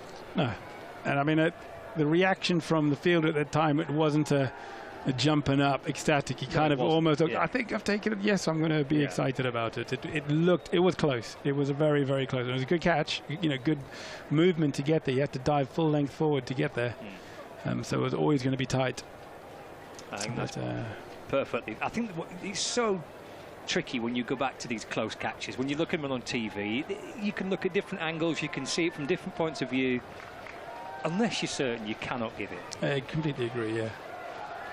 So Stewart gets a single, actually. So he gets Clarkson on strike. Here's Anderson in and balls to Freddie Clarkson. Sorry, off the back foot, just punched away into the offside for no run. They need Stewart on strike down there for the bulk of these remaining, what's there now, 13 balls left. He's going to face the bulk of them for Kent. But if I was Stewart, I'd be saying, swing now, Clarkson. Look, there's one ball left in this over. I'll face the next over. Yeah, you're not taking a single here, are you? Yeah, no. This is even numbers, please, and preferably high ones. Yeah, it's a free hit for Freddie Clarkson, is this really? Anderson in and balls, and he's hit it down the ground. Oh, they are going to take one. Well, fair enough. They're out there judging it. That just seems a bit odd to me, that. But they have taken the single. 144 for 7. 2 overs remaining. Clarkson will be on strike for the start of the penultimate over. It leaves Stewart at the non-striker's end. The game is in the balance. I think 15 more runs, and it is a fascinating run chase for me. It's a really interesting run chase this now. I think, you know, you're on that borderline of having a score that you can defend. I think they're going to want to get up to, as we say, the 160 as a minimum. You can see Stewart's in that phase of where how much strike can he actually farm without giving away obvious runs. So, this is where as a team you play. Clarkson and the rest of the team have got to bat around Stewart, which means get off strike. And when you've got an opportunity to hit a 4 or 6, do it, and then give Stewart as much opportunity. Aspinall to come into Clarkson now. Will he take the single straight away? Can he take the single straight away? Certainly manages to carve that into the offside to extra cover, and he will take one Clarkson. Stewart comes back on strike. He has 25 from 13 so far. And he'll definitely look to attack here, as he did against James Anderson, who Luke Wood still took issue with the umpire, I think, about that catch there. Still having a word unsurprisingly, not changing the decision at this point. 145 for 7, 11 deliveries to go of this Kent innings. Aspinall's a short one to Grant Stewart. Has a cursory glance at the square leg umpire. That's just one for the over, within the hitting arc of the big man, judged there by the umpires.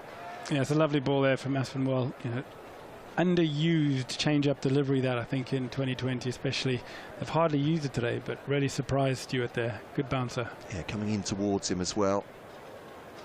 Bit of pace, a lot of bounce. Bowls to him now. Oh, drags on! Grant Stewart, 145 for 8. Aspinall has a wicket in his opening 2 overs and gets rid of the danger man for Kent, surely, for these remaining deliveries. What destruction he could have done with 10 or so balls to go. He'll do no more. 145 for 8. Again, they strike at a key time for me, Lancashire here, with Grant Stewart gone for 25. Yeah, brave delivery from Aspinall. He'd gone with the bounce of the ball before. That time he went hard into the wicket, sort of aiming top of off stump. And Stewart there got a little bit cramped trying to hit it through the offside and just got the bottom edge back onto his off stump. Be frustrated with that. It was looking like the hope for getting Kent up to a more challenging total here to defend. So now it's down to the last couple of batsmen to see what they can get here to hopefully give them something to bowl at, put Lancashire under pressure. Yeah, Nathan Gilchrist goes. Sorry, it's not. It's Matt Parkinson against his old side. I thought it was Gilchrist coming in, going to looking at the wrong end. It's certainly Matt Parkinson, formerly of this parish, of course. That's been all ball to him now. Wicket taken previous ball. Wraps him on the pad as an appeal. They'll come through for a leg by. He's looking around. He's looking for his captain there. We're going to go for the DRS. Oh, was that a signal from Keaton Jennings? No. Yes, no, yes, no. Oh, he's gone now. There has gone for it. I thought maybe he had signal there. I suppose penultimate over makes sense, does it? It's close. Use it. I think it's a case of use it or lose it. It didn't look out from where we're sat, but you never know.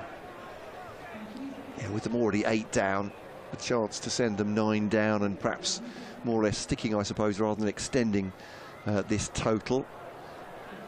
150, 155. I think I know your answer to this one, Stephen, but is that enough for Kent to bowl that, I think? A bit light? I don't feel it feels light. I think given the pace of this outfield and the size of the boundaries, even on a wicket that's doing a bit against the quality that Lancashire got in the batting lineup, I think they would have taken that at the start of play.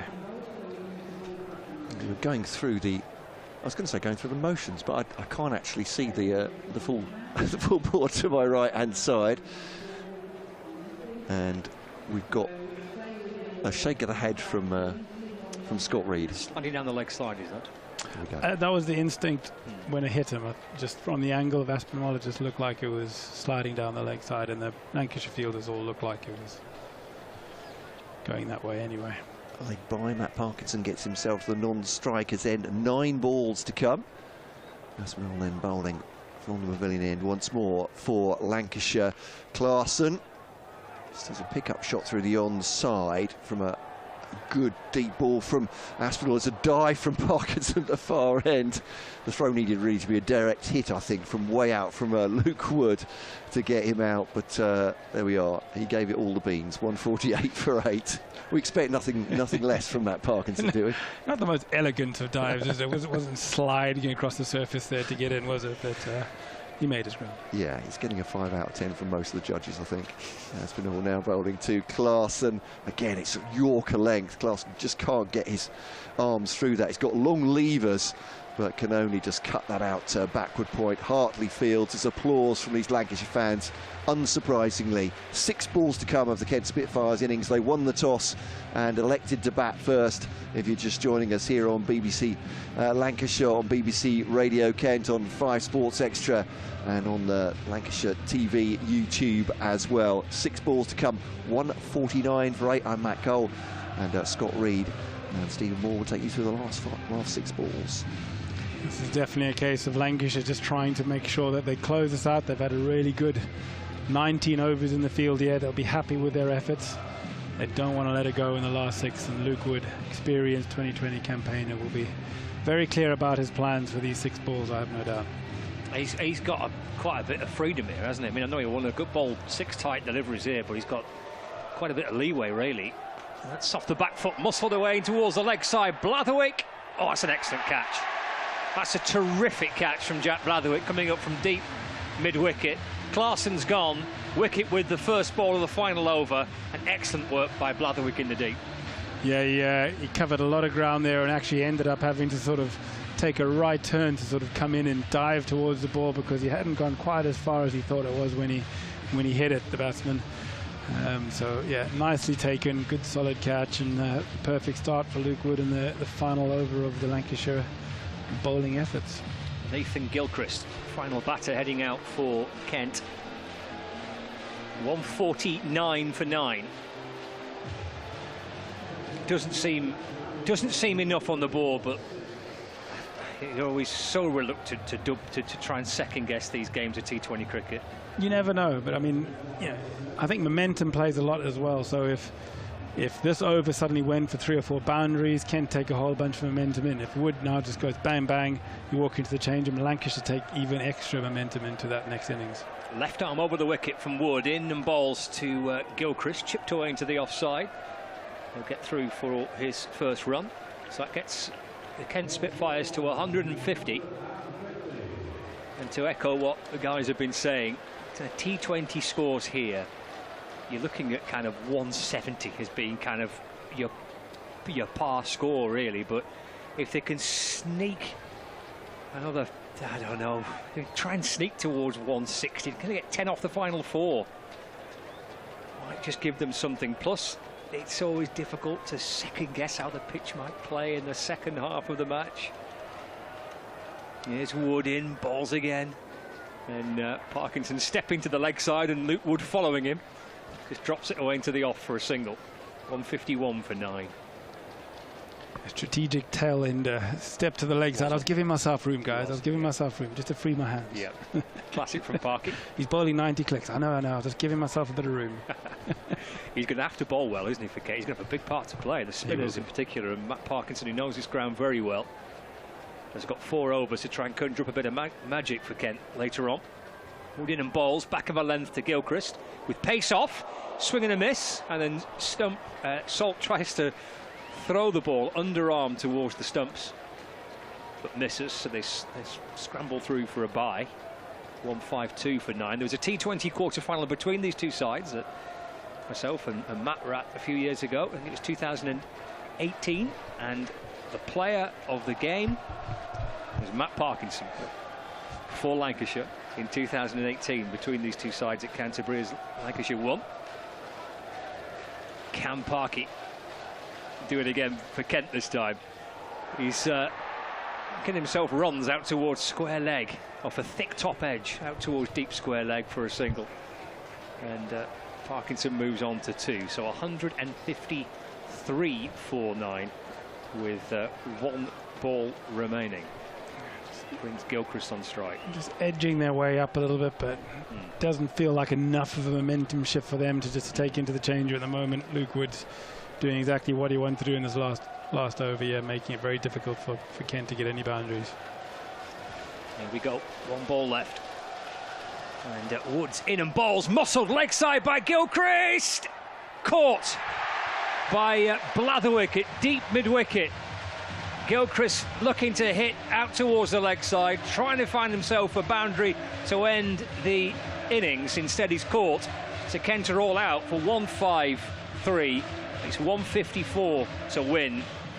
Feels like a very good bowling and fielding performance by Lancashire, that, Stephen. Yeah, you can see them. They're walking off, heads held high. They've had a very good 20 overs there. They would have taken that any day of the week when they lost the toss and Kent elected to bat. So Lancashire going in definitely feeling good about the second half, I'm sure. Matt, some thoughts on that? Yeah, difficult for Kent. I mean, I was talking about Sam Billings, how much he likes, a 30 or 15 balls rather than a slowish 40, but no one made more than Joe Denley's 28 there. Couldn't really get going any of those batters, it seemed to me, Stephen, that with this pitch, even when there was some fluency, no real consistency from the batting. No, from the first over, really, you didn't see anybody really get on top of the bowlers. It felt like Lancashire were able to play to the rhythm that they wanted to play.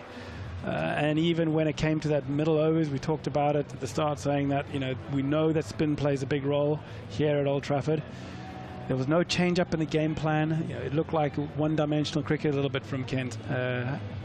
How much was to do with the pitch, we'll find out in the second half here. We will, which will come up in short order when the teams turn around, as it were. The Kent bowlers already out doing their warm-ups. Time for me to say on BBC Radio Kent, our listeners will be with Ben Watts through this half-time at the cricket, which is coinciding with the half-time with our football this afternoon as well. So this is where Kent listeners will leave us here under Ben's auspices until we come back for the second half, with Lancashire needing 154 to win, Kent trying to defend it. Both those sides trying to get through to T20 finals day. Thanks, Matt. And for listeners on BBC Radio Lancashire, with a target of 154 to win for Lancashire Lightning, here's Dan Jewell.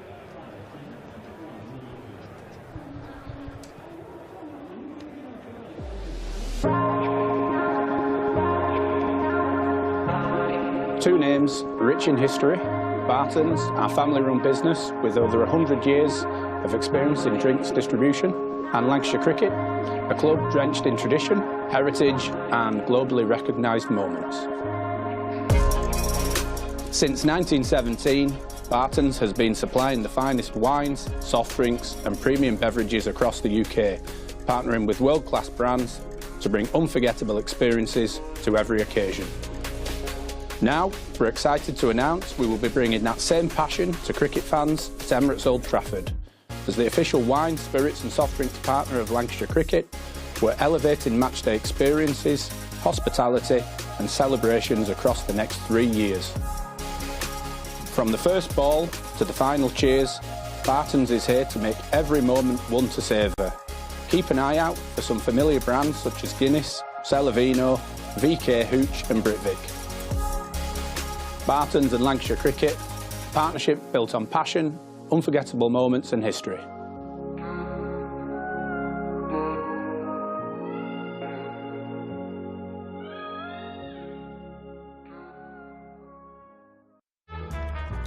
L is for the way you look at me. O is for the only one I see. V is very, very extraordinary. Welcome to the opening day. Oh, that is a wonderful shot.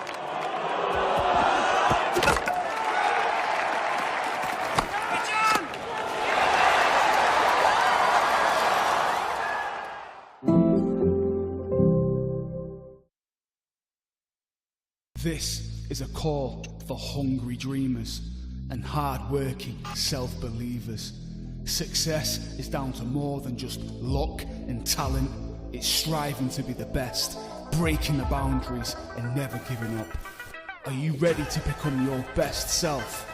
Are you ready to unlock your greatness? So what are you waiting for? This is Education Evolved. This is UA 92. When I was a kid, there was no professional women's cricket. I didn't even think that women could be professional sports people. Especially early on, it just didn't really seem like there was a career in it. To support myself around cricket, I had to work at the petrol garage. I was the only girl, so I stood out. I'd love for young girls to be able to dream about being an athlete and it to be achievable. Thanks to the Hilton funding my contract, it's allowed me to play the game that I love all day, every day. We're like an engine and we need to be fueled with the right gas. Without funding, we can't be visible. You can't be what you can't see.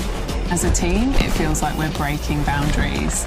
Thunder and Lancashire always want to put women's cricket at the forefront, and now I think that's really shining through. It's mad to think that without the Hilton funding, like, we wouldn't be playing cricket every day, training. Well, we could be, but we wouldn't have any money. We wouldn't, yeah, true.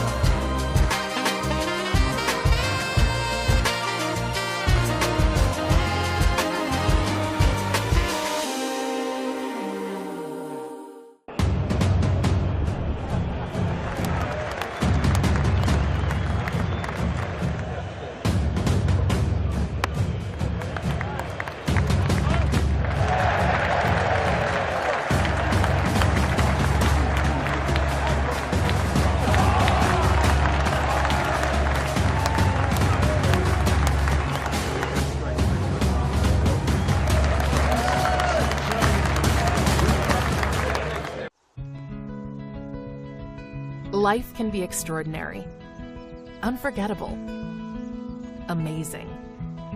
Life is about the joy of being together. It's sharing every moment, indulging your passions, and making memories that stay with you forever.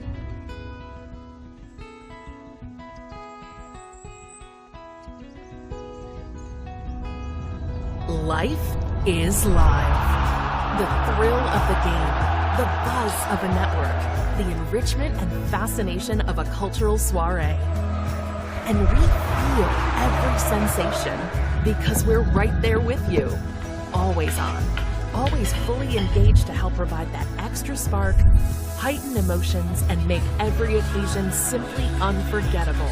Because the best live events don't just happen to us, they become a part of us, forever associating your brand with life itself. Live can be extraordinary, and we're ready to help you make the most of every inspired, delicious moment. Welcome to Sodexo Live.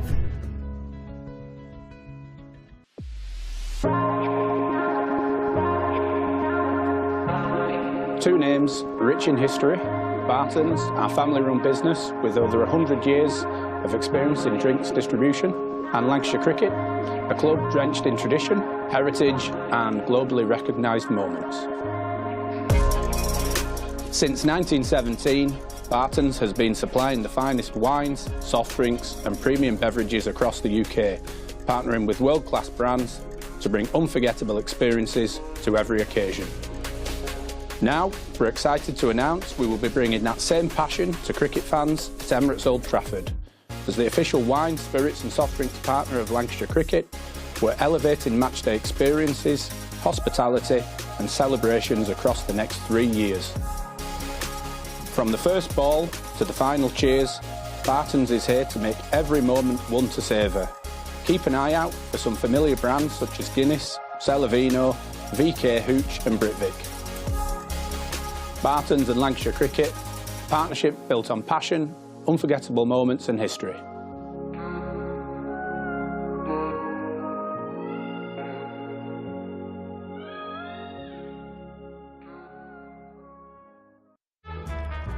L is for the way you look at me. O is for the only one I see. V is very, very extraordinary. Welcome to the opening day. Oh, that is a wonderful shot.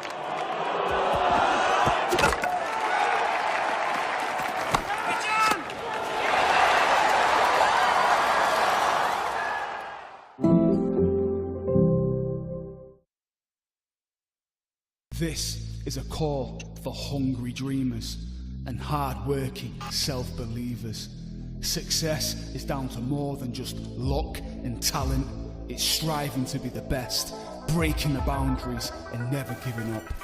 Are you ready to become your best self?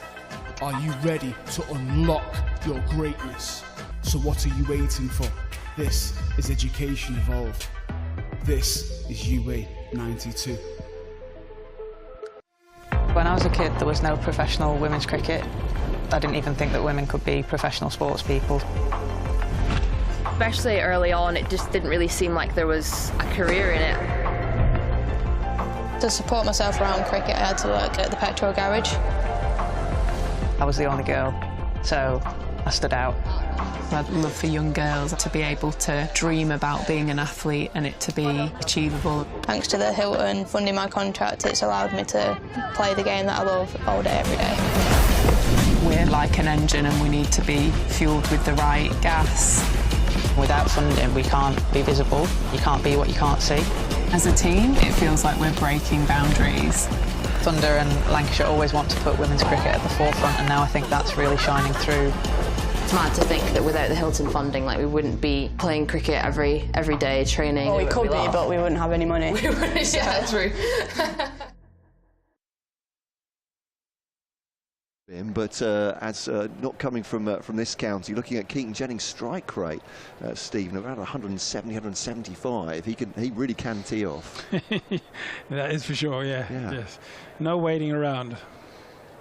No, we won't expect that from Phil Salt either. And we were just talking off air about that one as he places that one back with a square, and they come back for a 2. There haven't been many of those. Misfield by Matt Parkinson gets some jeers, and it's Tawanda Mayeye who cleans up, but a well-run 2, 4 for none that Phil Salt particularly will look to get this done in the power play almost. Absolutely, yeah. He'll be looking to put this game to bed in the first 6, 7 overs, yeah. And it is Phil Salt being the man who faces now. Keaton Jennings, his captain, non-striker. It's a bit of shape for Grant Stewart. This one just back of a length, but keeping fairly low. 4 for none. This one's pushed back in by Phil Salt for a dot ball. It's a little bit of movement there. I was surprised to see in the air from Grant Stewart. Yeah, squared Salt up there quite nicely, yeah. So the crowd just settling into this Lancashire innings. He's gone a little bit short there. He's going to be caught. Back on a square. Held on to. Out in the deep. I think that's Fred Clarkson with a catch. And first wicket for Kent, just as Lancashire did, striking in the first over. I think it might be wrong. It may be Nathan Gilchrist who took that one. And lifted just short of a length off his pads by Phil Salt. Back with a square. Gilchrist got underneath it. It's 4 for 1. Lancashire and Kent do strike in the first over. Not quite a carbon copy for taking a wicket at the first ball. Not far off it for Kent. Yeah, Salt is sort of trudging off there. He's not happy with himself, and I'm not surprised. It was almost a nothing shot. He knew the man was back behind square there, and he kind of flicked it off his hip, not with intent, looking like he was going to hit that into the hotel there, and it kind of was a very easy catch, sort of 10 yards in from the boundary, and I think he'll be very frustrated with himself. Yeah, Nathan Gilchrist taking the catch. Decent one as well for the tall fast bowler, moving to Warwickshire early in his new career at Edgbaston for the county championship, is still available for Kent for as long as the T20 blast works for them. Round the wicket comes Grant Stewart to Luke Wells. Just rolls the wrists on this one out towards Tawanda Mayeye at deep square leg. He and Nathan Gilchrist, the outfielders then in the first over. 5 for 1. Apologise for misrepresenting him as Fred Clarkson there, but it is, I have to say, a rarity to see Nathan Gilchrist as one of the gun fielders for Kent. They pulled off the catch pretty well. 5 for 1. Well, Kent in this one at least in the first over of the chase. Now, we're very happy to see the back of Phil Salt. We're talking about how destructive he can be. He's done it in competitions all around the world. So a big wicket for Kent. And you've got to feel they're going to need at least another 1, if not 2 of those in the first 6 to check Lancashire's progression here, because both Jennings and Wells have done well at the top of the order here. And I have no doubt will be looking to put their foot down as well. Yeah, still a bit of work here to do for Kent, but that is a perfect start, isn't it, to get rid of Phil Salt inside the first over. Need a bit more of that, do the visitors. Lancashire have got lots and lots of batting to come. Wells and Jennings, who have been an opening pair in the blast for Lancashire this season when Salt was unavailable for the first kind of 7 games or so. Together in the middle now as Fred Clarkson comes in from the James Anderson end. And just clipped away off the pads by Luke Wells down towards Grant Stewart at short fine leg. There is no run. They still have a slip in place. Jack leaning at slip. 5 for 1, second over of the power play. Lancashire Lightning set 154 to win this T20 quarter-final. There's Clarkson for the Spitfires.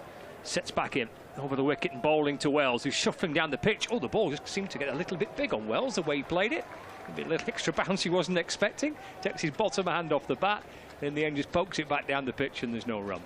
Yeah, it does show, obviously, the two-pace nature of the wicket and the fact that the batsmen, again, Lancashire are looking a bit like the Kent batsmen, not confident that the ball's going to come onto the bat there, and you have to check his shot there, Wells.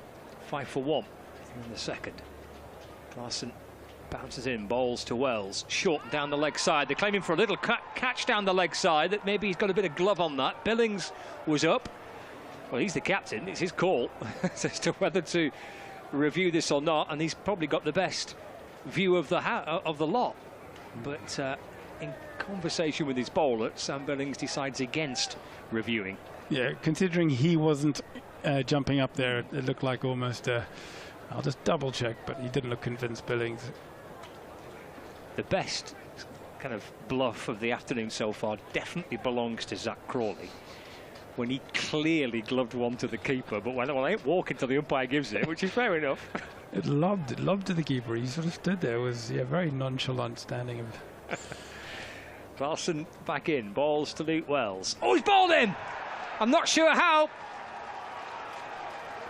but somehow Wells maybe stepping across the stumps, and the ball has rattled onto the stumps, and Kent pick up their second wicket. Wells has gone, bowled by Fred Clarkson for one, and Lancashire are 5 for 2. Wow, that's an interesting dismissal there. I don't know how he's managed to drag that on. He's walked down the crease, out of the crease, down the stumps, and it's sort of clipped his pad, his thigh pad and his glove, and he's dragged it on from behind him almost back onto his stumps. He looks really confused, Wells, there. I think everyone looks confused how he's managed to get that back onto his stumps.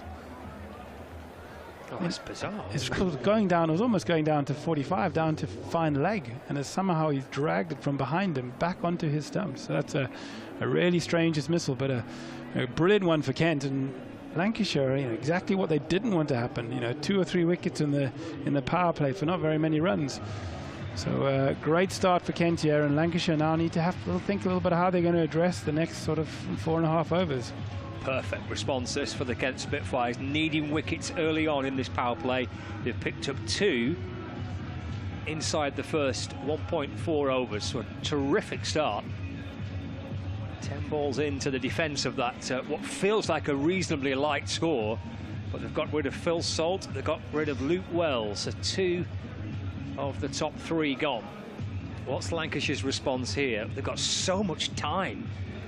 Only in the second over. Liam Livingstone out there already to join his captain Keaton Jennings. A little bit of movement behind the bowler's arm, obviously. A gentleman with a few pints in hand who has forgotten that he's actually standing right behind the bowler. But he's prioritising getting to his seat at the moment. Well, at £6.50 a pint, they don't doesn't want to spill a drop. Do not spill a drop. Cricket can wait. 20 quid a round. 5 for 2. Clarkson in and balls to Liam Livingstone. Pushes it into the offside. There's no run. Fielded inside the circle by Joe Denley. Closing in at cover for the Spitfires. 1 ball left for the second over. Well, they don't lack for experience in this side, Lancashire.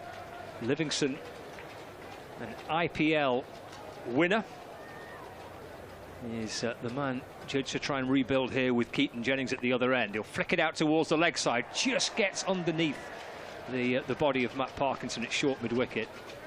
And Livingstone will take a single, and he'll keep the strike as well. Fascinating start to this T20 run chase. Lancashire have lost 2 wickets, 2 overs gone, 6 for 2. Yeah, brilliant. Exactly what, obviously the neutral want to have seen here. Just puts a little bit more into the game. Lancashire shouldn't be worried about this total with both these batsmen there, Livingstone. If they bat 15 overs, game's dead. So it's not a case of worrying about the amount of runs. It's about making good decisions now. But if Kent can get Livingstone or even Jennings out here, that would really amp the pressure up into the change room, which would be great to see. Yeah, Stewart had Salt called by Gilchrist in his first over. Now bowling to Livingstone. Little stump rising towards his waist, but turns that down to backward square. Gilchrist fields. And it's a slight surprise to see Gilchrist as one of the 2 outfields. Mieye on the other side, but no Harry Finch in this side. He was the one that got squeezed out. Kent so much batting, but they needed a balance between batting and bowling, and a couple of really important innings in the qualification for him, so he'll be desperately sad, I'm sure. But a great fielder, Harry Finch. Great outfielder, but that's the captain and the head coach's conundrum, isn't it? Round the wicket comes Stewart, and that one's driven, but a great stop that by Jack, leaning at cover, diving stop to his left. Keaton Jennings, the left-hander. Lancashire captain driving it. Good athletic stop from Jack leaning. Was really impressed by the way that Lancashire fielded. I think This will be the key for Kent as well. They just need to keep it tight, don't they? Absolutely. Show some aggression in the field. Make it uncomfortable for Lancashire out there. And the wicket comes Stewart to Jennings. It's a lovely looking shot with a bottom hand in it. As he propels it out towards Tuanda Mayeye on the leg side boundary. Single taken. Again, do they have to go hard here, Lancashire, in the power play? I mean, it would have been lovely, obviously, from their point of view, 60-70 and have the game almost over, but do they need to now? They don't need to from a point of view of amount of runs. It was just a case of, killing the game, but I think that balance is probably not there anymore. So Livingstone then just straying onto middle of the leg, and that'll be 4 runs. Expertly dispatched. Again, just a clipping off the pads for 4 runs. No chance for Gilchrist. The wide open spaces on the leg side. Down to long leg. That'll be 4 runs. With a comfortable shot from Liam Livingstone. Just straying there, Grant Stewart. Yeah, just lost his line there, Stewart. Easy shot. He had no cover there behind square on the leg side.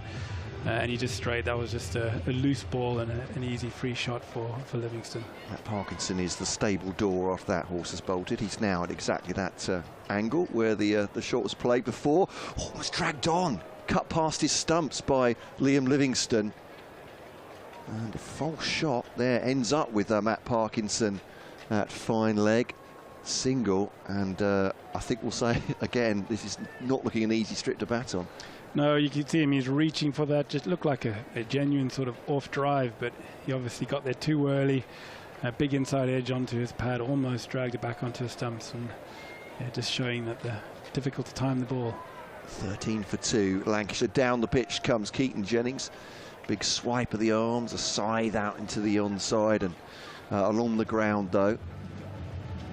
Single taken out to Tuanda Mayeye. End of the over, 14 for 2.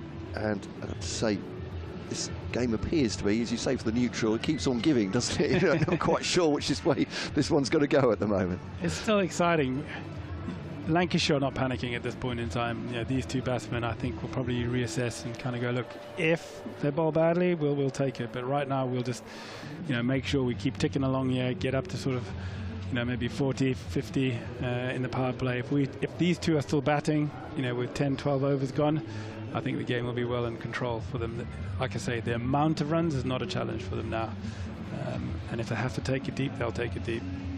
Kent just needs to be really, really on the ball. You give Lancashire nothing. We talked about the fielding. Lancashire were brilliant. Made it really uncomfortable for the Kent batsmen. No easy singles. This outfield is tighter now. It's not as we talked about it, the boundaries in. It's fast outfield, so 2s and 3s are going to be hard to come by.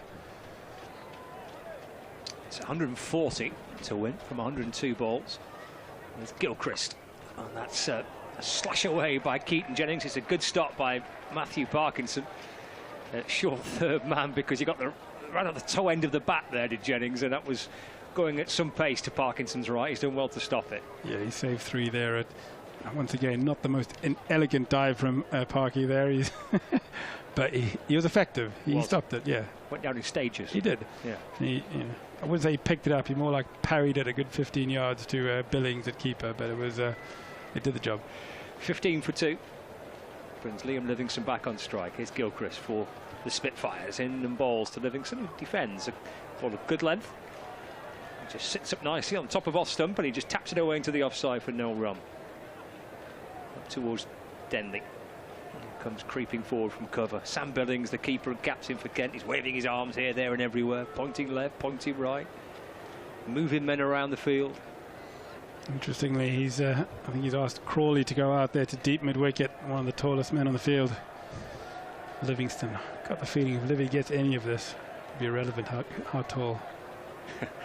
Gilchrist to Livingstone, there we go, right on cue. You could be as tall as Blackpool Tower, and you're probably not catching that. It's halfway up the party stand. Hammered away by Liam Livingstone for 6. He moves on to 13. 21 for 2. Yeah, that boundary could have been another 40 metres back. I don't think he would have got anywhere near that. That was typical Liam Livingstone. Into length, and Billings knew that was going to happen. Just before that, he had waved and said, look, Livy's on strike now. Let's get that man back. And Crawley knew it was all planned. Crawley ran from a lot further away to get back into that position. small boundary. I don't think Livingstone is even worried about where the boundary is. No. If he gets any part of that. So it's really down to the captain now and the bowler to work out how do they stop Livingstone from playing that shot. Yeah, he was looking certainly beyond the boundary. He was looking halfway up the stand, wasn't he, really, as to where he was trying to put that. 21 for 2. Gilchrist, what's the response? In and balls to Livingstone. Oh, he's top-edged it. He could be in bother here. Parkinson running backwards. Can he take the catch, Parkinson? No, he couldn't. Couldn't quite catch up with it. Billings, his captain and keeper, was right over his shoulder. It went a mile in the air from Livingstone's top edge. And Matthew Parkinson desperately trying to get across the ground to get into position to take the catch. He just couldn't seem to find the right spot to be in, and it lands safe. I know a lot of fielders who would have deliberately not got underneath that. That was diverting air traffic control. That went so high. There was no price on Parky getting underneath that. That's why I think Billings went so fast after it. I think any chance of that being caught was going to be caught by the keeper. It went so high. He came back for 2, didn't he? He's run 2. 23 for 2. Oh, Livingstone going to get a sharp ball, though, from Gilchrist. And has that deflected? It has. He's deflected off, I think, Livingstone's shoulder, maybe. It certainly hit his helmet. I think it's hit him on the back of the side of the head, so he's gone down there. I think a few people are going to go check on him, so I think that's actually hit him on just underneath the right ear, because he's pointing to that. So I'm sure, yeah, Sam Byrne, the Lancashire physio, has come straight out, check on Livingstone, see how he is. That's caught him on the sort of just underneath the right ear, which I think everybody knows is not a nice place to be hit. Was it direct? Has it glanced? Has that come off his shoulder? From maybe? Livingstone's reaction, I think it is. Oh yeah, it was, wasn't it? Yeah. So it's right in the spot you do not want to be hit. And they've all got these protectors now after the Phil Hughes incident shook everybody in world cricket. It looks like it's hit that protector on his helmet, but it still rattled him a little bit. He's looking a little bit dazed. Sam Byrne is out there with him, just checking on him. We see these concussion checks happen all the time when batters are hit on the helmet, and thankfully, more often than not, we always say he's fine. They're just going through precautions to make sure the batter's all right. On this occasion, this is going to take some decision making here from Lancashire's medical staff, because Liam Livingstone is walking around, but he's clearly struggling. He's a tough cookie, and just looking at Sam, talking to him here, you know, you'll err on the side of caution. I know this is a big game and everything, but you know, the health and safety of players is the most important thing. And if Sam's even slightly concerned, he'll be getting Livy off the pitch. So yeah, Sam Byrne, Lancashire's head physio. Livingstone went wandering out towards the edge of the square, almost heading back towards the player dressing rooms. And then has gone down, he's crouched down. He's using his bat handle just to offer a bit more support. And Sam Byrne's still in pretty lengthy conversation with Liam Livingstone. But unlike previous situations where these concussion checks are taking place, this is a concussion check and procedure which is absolutely what it's in place to do, because there are reasonable question marks as to whether Liam Livingstone's in a position here to continue. He's stood back up now and still chatting with Sam. What type of things, I don't know whether will Sam be asking here? What kind of I've had a few of these. Take us into the middle, Stephen. What goes on when you get? It's amazing how simple questions can somebody be quite difficult to answer. They ask the standard stuff. They'll ask you what day of the week it is, where you're at, what your name is, when you know what your birthday is. They'll ask you those kind of questions, and then he'll be checking his reflexes. So he'll be asking him to squeeze his hand, his arm, getting him to move. So he'll be checking just a couple of vital things, and he'll be looking at his eyes, his pupils, seeing how he's reacting to the questions he's asking. And if there's any hesitation or he gets any concern about any of the answers that he's being given, he will be suggesting to the umpires that he takes them off for a further assessment. He looks in some discomfort, certainly. He's reaching behind his ear into his neck, and I mean, this may sound silly, but is it about what pain he's in? It's more to do with how he's reacting. You don't to feel the pain as the pain is kind of like different. The adrenaline's going, and what a normal, in a normal circumstance, what you think's pain when you're out there in the middle, it's different. So it's really down to professionalism of the medical team. and they'll go through the standard questions and they'll be looking for any sign. They know the players in and out. You know, they look at these guys. They do full medicals of them at the start of every season. So Sam will have spent a lot of time just to make sure that he's comfortable, that Livy is behaving in the way he would expect him to. You know, pain very seldom he comes into it, because plenty of guys will play on with broken bones and all sorts of things that, you know, when they're in the adrenaline and in the moment, you don't really feel that pain. Well, Sam Byrne is obviously of the opinion that Liam Livingstone is okay to continue. He's back out there in the middle and ready to face this final delivery of the 4th over. Gilchrist to Livingstone. He's hit it for 6. Well, maybe that's the best concussion check of the lot. Stand there and see if you can wallop the next delivery away for 6, which is what Liam Livingstone did to end the 4th over, 29 for 2. Livingstone moves on to 21 from 10. Yeah, that'll just be confirming to Sam that he was okay, and I'm sure he would have had that in mind, because yeah, that was a stand and deliver shot. What he was trying to do on the shot that he actually got hit on, just picking out that small boundary on the leg side. It's showing the intent, though. We're talking about this during the Kent innings there. That's a small boundary, and just by coming out and playing those shots, even if you don't execute it, it makes the bowler and the captain think about what their options are. And we know with the distance that these guys hit it, and particularly Livingstone, that, you know, it's irrelevant how many fielders you got out there, because he only has to get 60% of it and he's going to get a 6. Relatively few boundaries going on that side from Kent's whole innings, I think, but Livingstone looks like he's targeting it as a short side. It's Jennings on strike as Clarkson will bowl over number 5 here. And a gentle drive by Keaton Jennings. I was talking about his strike rate of 175 odd. Doesn't need to do that right now, I guess. He could just play the anchor to Liam Livingstone, can he? Yeah, well, he's already hit a couple of really nicely timed shots. They've gone to fielders, but that shows he's judging the pace of the wicket. He looks like you're going to have some mishits on this pitch. But if Livy gets going, Keaton doesn't have to. Left arm over the wicket from Clarkson, looking for a wicket. Short ball that goes through to Sam Billings, 1 for the over. Livingstone doesn't play at it. I'm not sure because of any previous hurt he might have suffered, but that was a decent delivery outside the off stump from Clarkson. Would you expect him to have gone for that, Liam Livingstone? I think he will do if he does again. You can see him sort of practicing it. I think he was a bit surprised by the shorter ball there. Just a bit of extra life from Clarkson. We'll bowl now to Livingstone. Slower ball, takes a bit of pace off, but on middle and off, and it's just deflected out towards point, and a single taken, 31 for 2. So not taking any liberties with Clarkson. Ethan Gilchrist has the ball back. Kent's boundary fielders for Keaton Jennings. So they're playing the Bond theme. You'll tell me why that is in a second, I'm sure. Here's Clarkson to Jennings. Improvised shot. Does he go over the top? No, it's caught by Matt Parkinson on the run. Just looking for a little scoop down to fine leg. Parkinson on the run. I thought for a moment he was going to spill it. He came down, looked like elbows hit the ground, but at fine leg he has taken the wicket of the Lancashire skipper. 31 for 3. Another twist in this game as Clarkson gets his second wicket. 2 for 3 for the Dutchman now. 31 for 3 Stephen Moore. This game just continuing to surprise us. Yeah, no, that was a lovely catch from Parkinson there. Premeditated shot from Jennings. He got a decent amount of it, but I think the pace in the wicket just meant that it didn't travel quite as far, and Parkinson did a beautiful catch coming over his shoulder. Never easy to take that, and a very important one for Kent as well.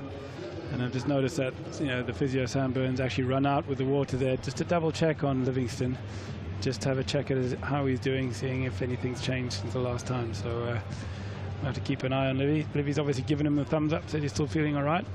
The Bond theme tune music is because we've got 2 replay screens here. The one to our right, which we can't really see that well, but they have spy cam.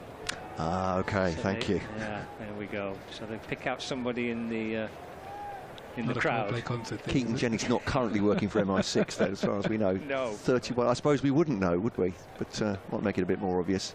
Here's Clarkson then bowling to Newman Ashton. Turn of the Aussie straight back at the bowler. I say classy. Look at his figures at the moment. 2 for 3 off 11 deliveries. And how important was it for Kent to just dry up the runs after that Gilchrist over, Stephen? Yeah, no, this is an important phase of the game for Kent. If they can get out of this power play with 3 wickets and Lancashire, only sort of 50 runs, I think they'll feel like they've got a chance. Classen then to Turner. Waits for this one, won't pierce the field. It's good fielding by Everson at mid-wicket, and that is the end of the over. Just 2 off it and the wicket of Keaton Jennings. 31 for 3 then. Lancashire looking for 154 to beat Kent. If you're just joining us in this T20 Blast quarter-final on BBC Radio Lancashire, BBC Radio Kent, 5 Sports Extra, and with Lancs TV on YouTube as well, with Matt Cole, Stephen Moore and Scott Reed. I know what they say about the percentages. If you lose 3 wickets inside the power play, I'm not sure we know anything, do we, about this game, Stephen Moore? I certainly don't. Here's your expertise.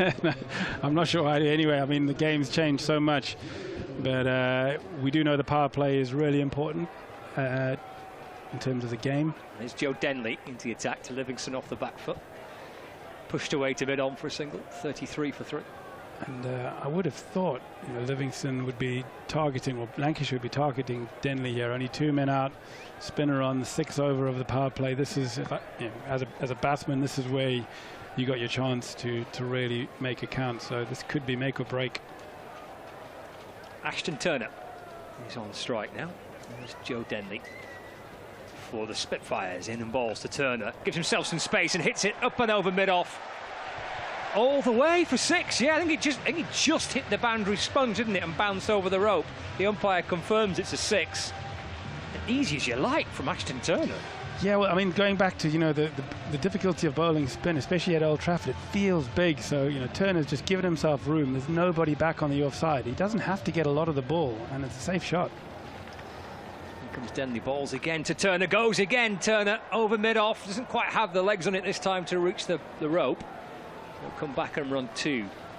Well, Ashton Turner. He moves to 8. 40 for 3, Lancashire. 154 is their target to win. So they've got 114 to get from 87 deliveries. Liam Livingstone on 23. Ashton Turner on 8. 3 wickets down. And as Denley's in and bowling to Turner. It's a dot ball as he drives it to mid-on for no run. Kent have dismissed Keaton Jennings for 4. Phil Salt for 3. Luke Wells for 1, a couple for Fred Clarkson, 1 for Grant Stewart. Edging towards the end of the power play in this quarter-final tie.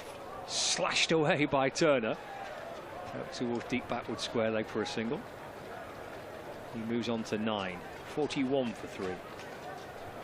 Brings Liam Livingstone back on strike. I'm always slightly uneasy about spy cam, or indeed they have kiss me cam here as well.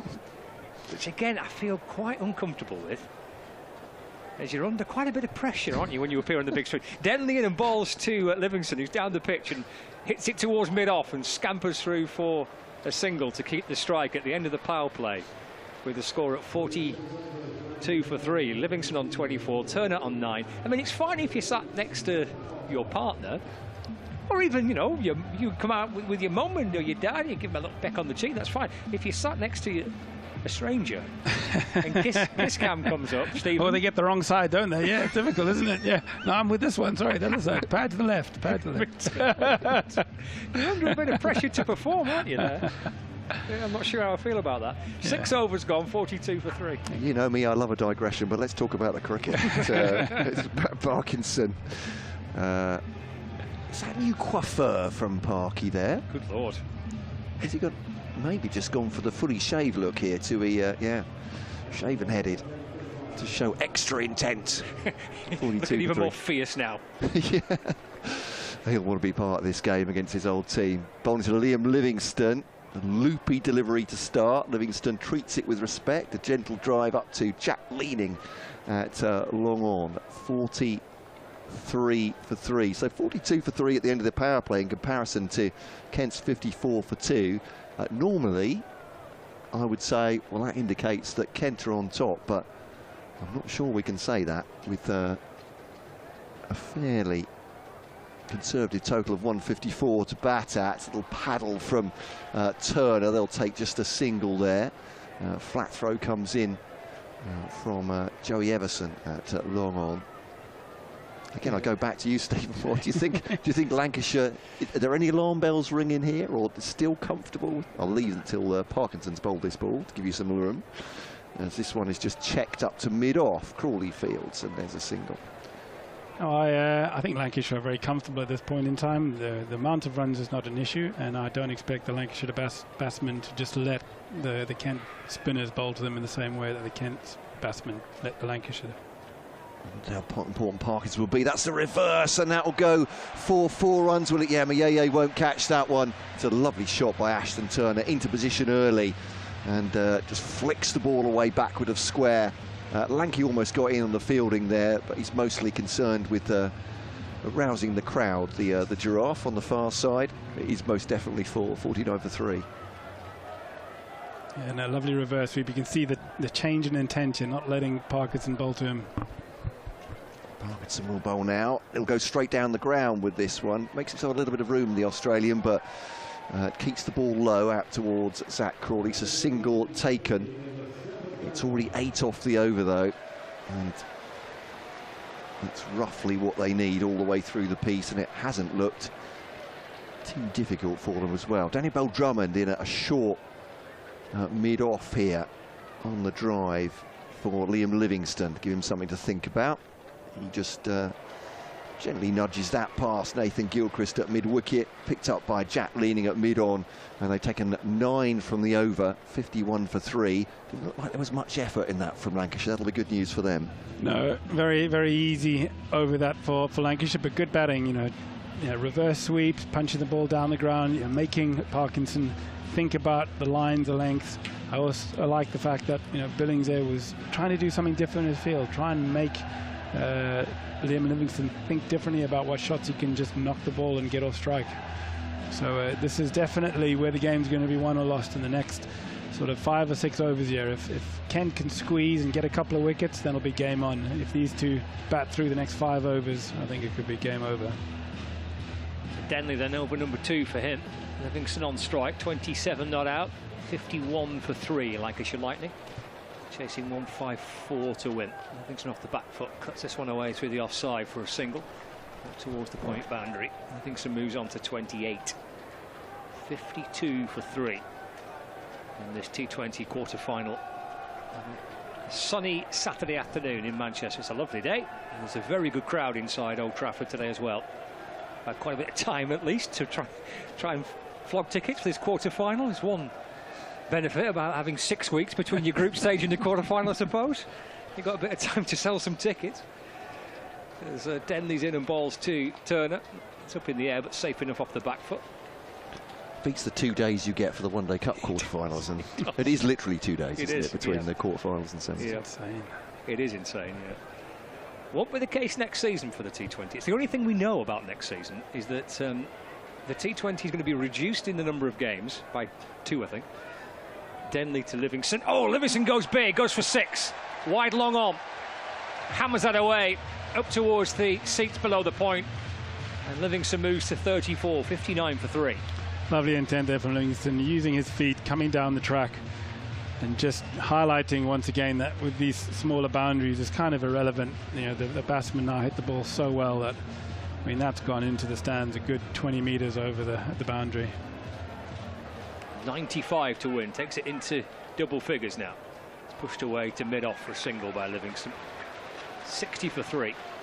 Yeah, next season the quarter-final and finals day will be before the 100.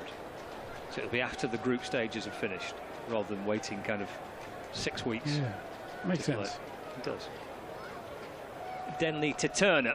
Umpire at the non-strikers then gets out the way as that's hit firmly straight for 4 by Ashton Turner. Well, you mentioned, Stephen Moore, that Lancashire will not want Kent spinners to settle like Lancashire spinners did, and Turner and Livingstone here just trying to show just that. Yeah, you know, showing great intent there. Turner there, giving himself room, backing away, waiting in his crease and just slapping it back past Denley for 4. 90 to win from 73. Turner moves to 20. Denley in and bowls. Comes back in towards Turner as he works it with plenty of bottom hand through mid-on. for a single, but a good over that for Lancashire Lightning, with the 6 and a 4, and then a single off the other 4 deliveries. Makes a pretty profitable 6 deliveries there for Lancashire Lightning. 8 overs gone, 12 remain, 65 for 3. Lancashire need 89 to win from 72 balls. Yeah, the required rate is under 7.5 now at 65 for 3. I was asking you about the power play, Stephen, and of course, Kent became becalmed, didn't they, in the mid-overs with those 8 overs from spin, more or less. And so Lancashire know they couldn't make up those runs at this time. Yeah, the runs, you know, even just the number of runs, never going to be a problem for Lancashire. It's going to be how they play this transition phase now. Parkinson trying to get in the game, straight back at him. He tries to deflect the ball onto the stumps at the non-striker's end, at maybe some cost to his right paw, as it was slammed back at him by Turner. It actually deflects it wide of the stumps. Livingstone was backing up. He's on 35 from 20. Turner 22 from 13. And his partnership at 35 at the moment. Looks like Kent badly need a wicket here. Once again, Danny Bell-Drummond is a short mid-off to Liam Livingstone, who comes down the pitch. This is coming towards us. It's a huge 6 underneath the camera gantry. The gentleman to our right operating the camera suddenly... Well, he said something I can't repeat there, lip reading, but close enough. I managed to swing the camera around to get the angle, but that is 6 runs, 72 for 3. I said Parkinson will want to be in this game. He is being punished by Liam Livingstone. Lovely shot there from Liam, using his feet again, getting to the pitch of the ball, and then it's just, you know, eased in his terms, a good 70 metres back. Such a big hit, as you say. It looked comfortable. That one beats him outside the off stump, gets a bit of grip, bit of turn. There's a look from Matt Parkinson at Liam Livingstone, but definitely it's batter winning over bowler at the moment. 41 Livingstone has. And a mean spell of bowling as well. He comes down the pitch again, and this one will go for 6 over Jack Leaning's head, no doubt about it. Leaning danced on the spot for a second, then just looked over his head to see it disappearing for 6 over long on. It's double 6 within this over for Liam Livingstone. 78 for 3 maximums, separated by a dot ball, but he is very much dominating his former teammate here. Yeah, didn't get all of that same intent as earlier in the over. Came down the track, got to the pitch of the ball. Bit of a cloth, didn't get all of it, but with his power it was more than enough to clear long on. Yeah, you could see it wasn't going in exactly the direction he wanted, but good enough. This one just keeps a little bit low, much slower from Matt Parkinson, and defended by Liam Livingstone. He's got 13 off this over already, with a ball to come, and the required rate now dipping under 7. Lancashire at the moment, I won't say cruising as they're 3 wickets down, but taking a strong hold once again. This will go long again, up in the air, fielder underneath, it won't get there. Jack Leaning right on the rope and just watches it once again. This one absolutely steepling down the ground. 3 6s in the over. I wonder, is that the over that breaks the Kent resistance? 84 for 3, 9 overs gone, and the required rate coming down to 6.5 after that. 70 to win from 66 balls looks very doable, and Lancashire firm hold. 53 of 25 balls for Livingstone as well. So we're going on about the the impact of the players coming in and getting a quick 30, quick 50. Well, Livingstone has actually gone on. It's something that Kent struggled to do. Lots of players getting in, not particularly taking the game away, and Livingstone has definitely decided to put his foot down now and taking the momentum away. Fantastic 50, as you say. More than 2 runs a ball for Liam Livingstone. Could be taking this game away from Kent and taking his team towards T20 finals day. I love how you describe that second 6 as a bit of a cloth. I had dislocated my shoulder trying to hit it like that. A bit of a cloth. That's muscled away in the leg side by Turner. It's in the air and caught. Needed that. Needed something here, Kent, and they've got Turner caught out on the deep mid-wicket boundary. Lancashire lose their 4th wicket, 84 for 4, and the catch coming from Nathan Gilchrist out on that leg side boundary. Well, a bit of relief for Kent, and they needed that. It did. It felt like a little bit of pressure coming off Kent there. You could see them sort of sigh as that was taken. after the last couple of overs where Lancashire just raced away. Good intent, you know, Turner trying to take on that leg side boundary again, which Livingstone was hitting it halfway up the stands. Didn't get all of it, and it was actually quite a nicely taken catch with the two fielders converging on each other, but taken just a couple of feet from the boundary on the leg side there in front of square. Yeah, Gilchrist turned round to the party stand there. I think maybe they were giving him some helpful advice about how easy that was to catch. Yeah, I like that. Took a good catch and just had a little look round and said, thank you very much, boys. I'm here for a bit longer yet, and still in the game yet are the Kent Spitfires. Boy, they need to get rid of Livingstone, certainly. While he's there, Lancashire are feeling pretty confident. Michael Jones, the new batter. So Turner going for 22.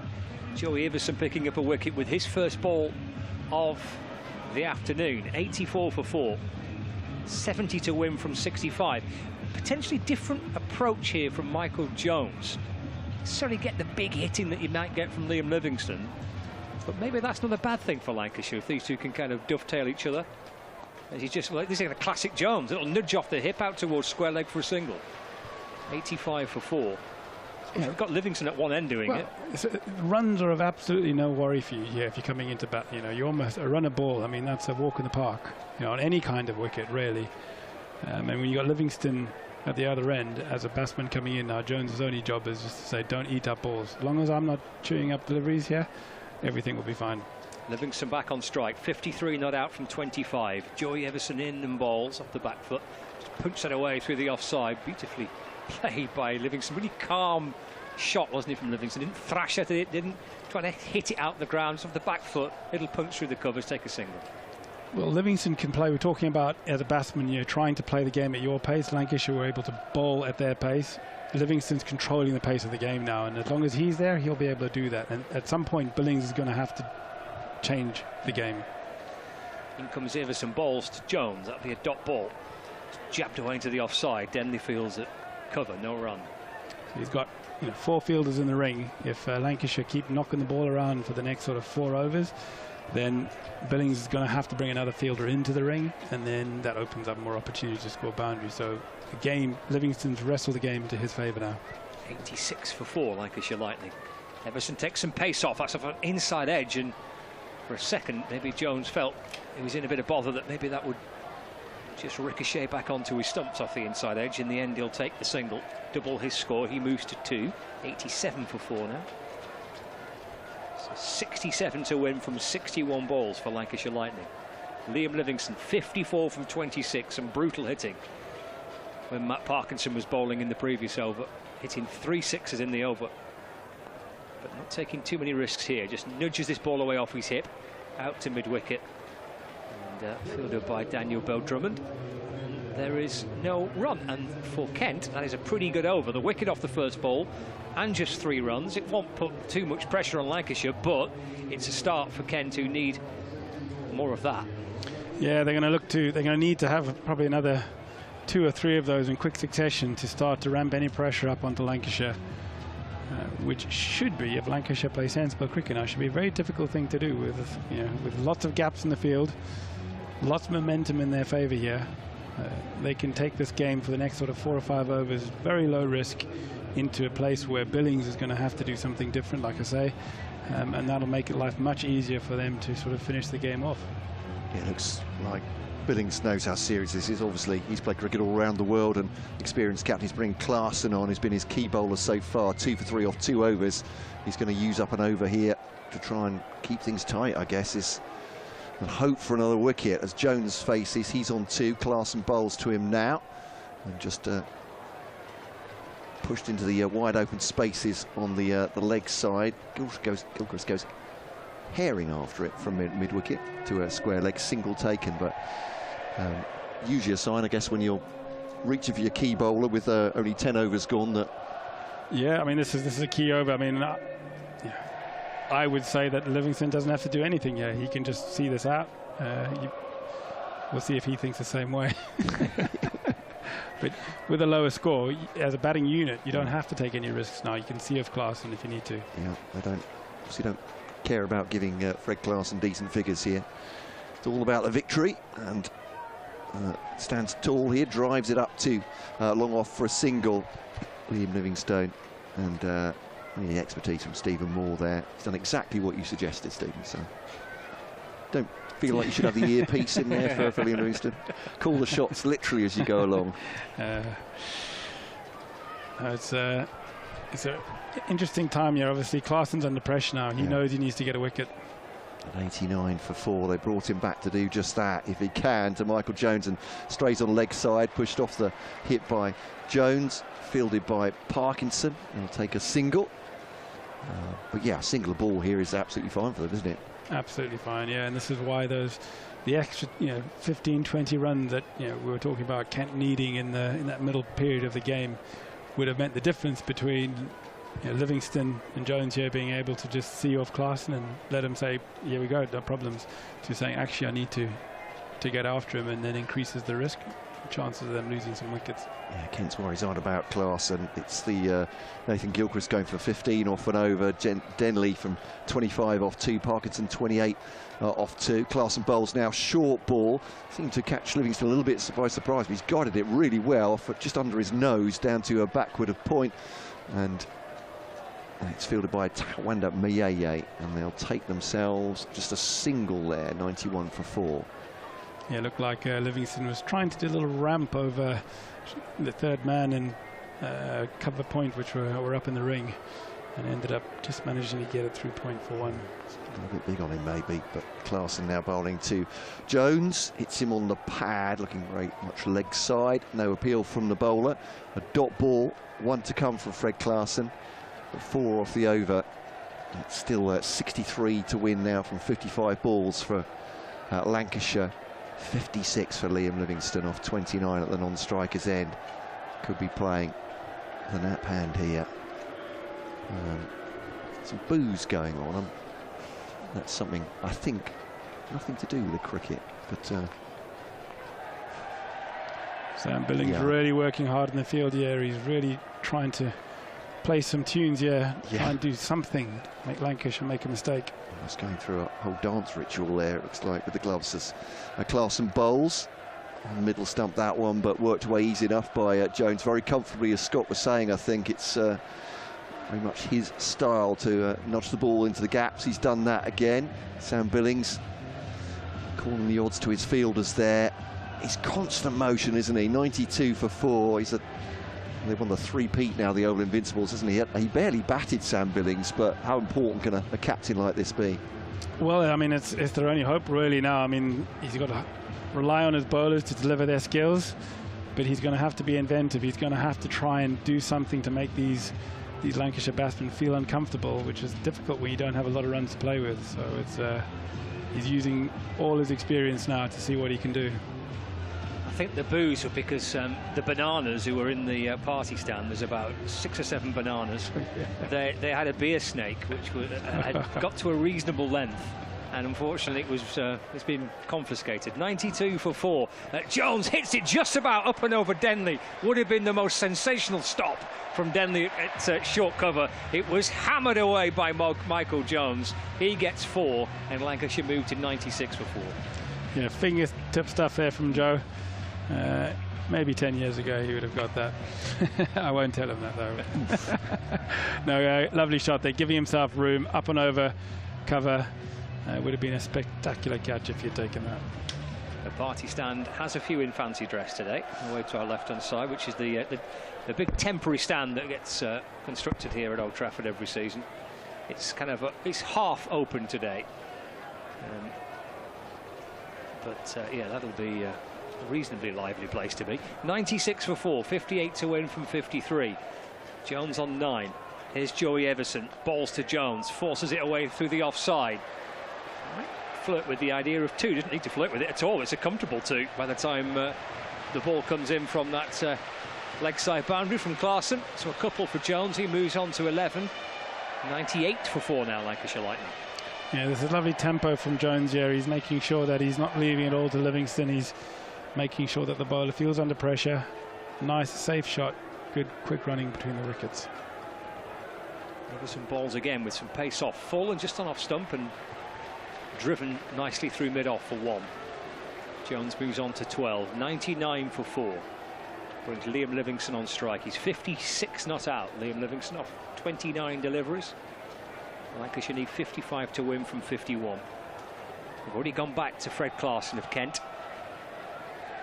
Couldn't find a wicket. Didn't go for many. He only went for 5, didn't he? But he needed to try and find a wicket in that over. Livingstone takes a single through mid-on.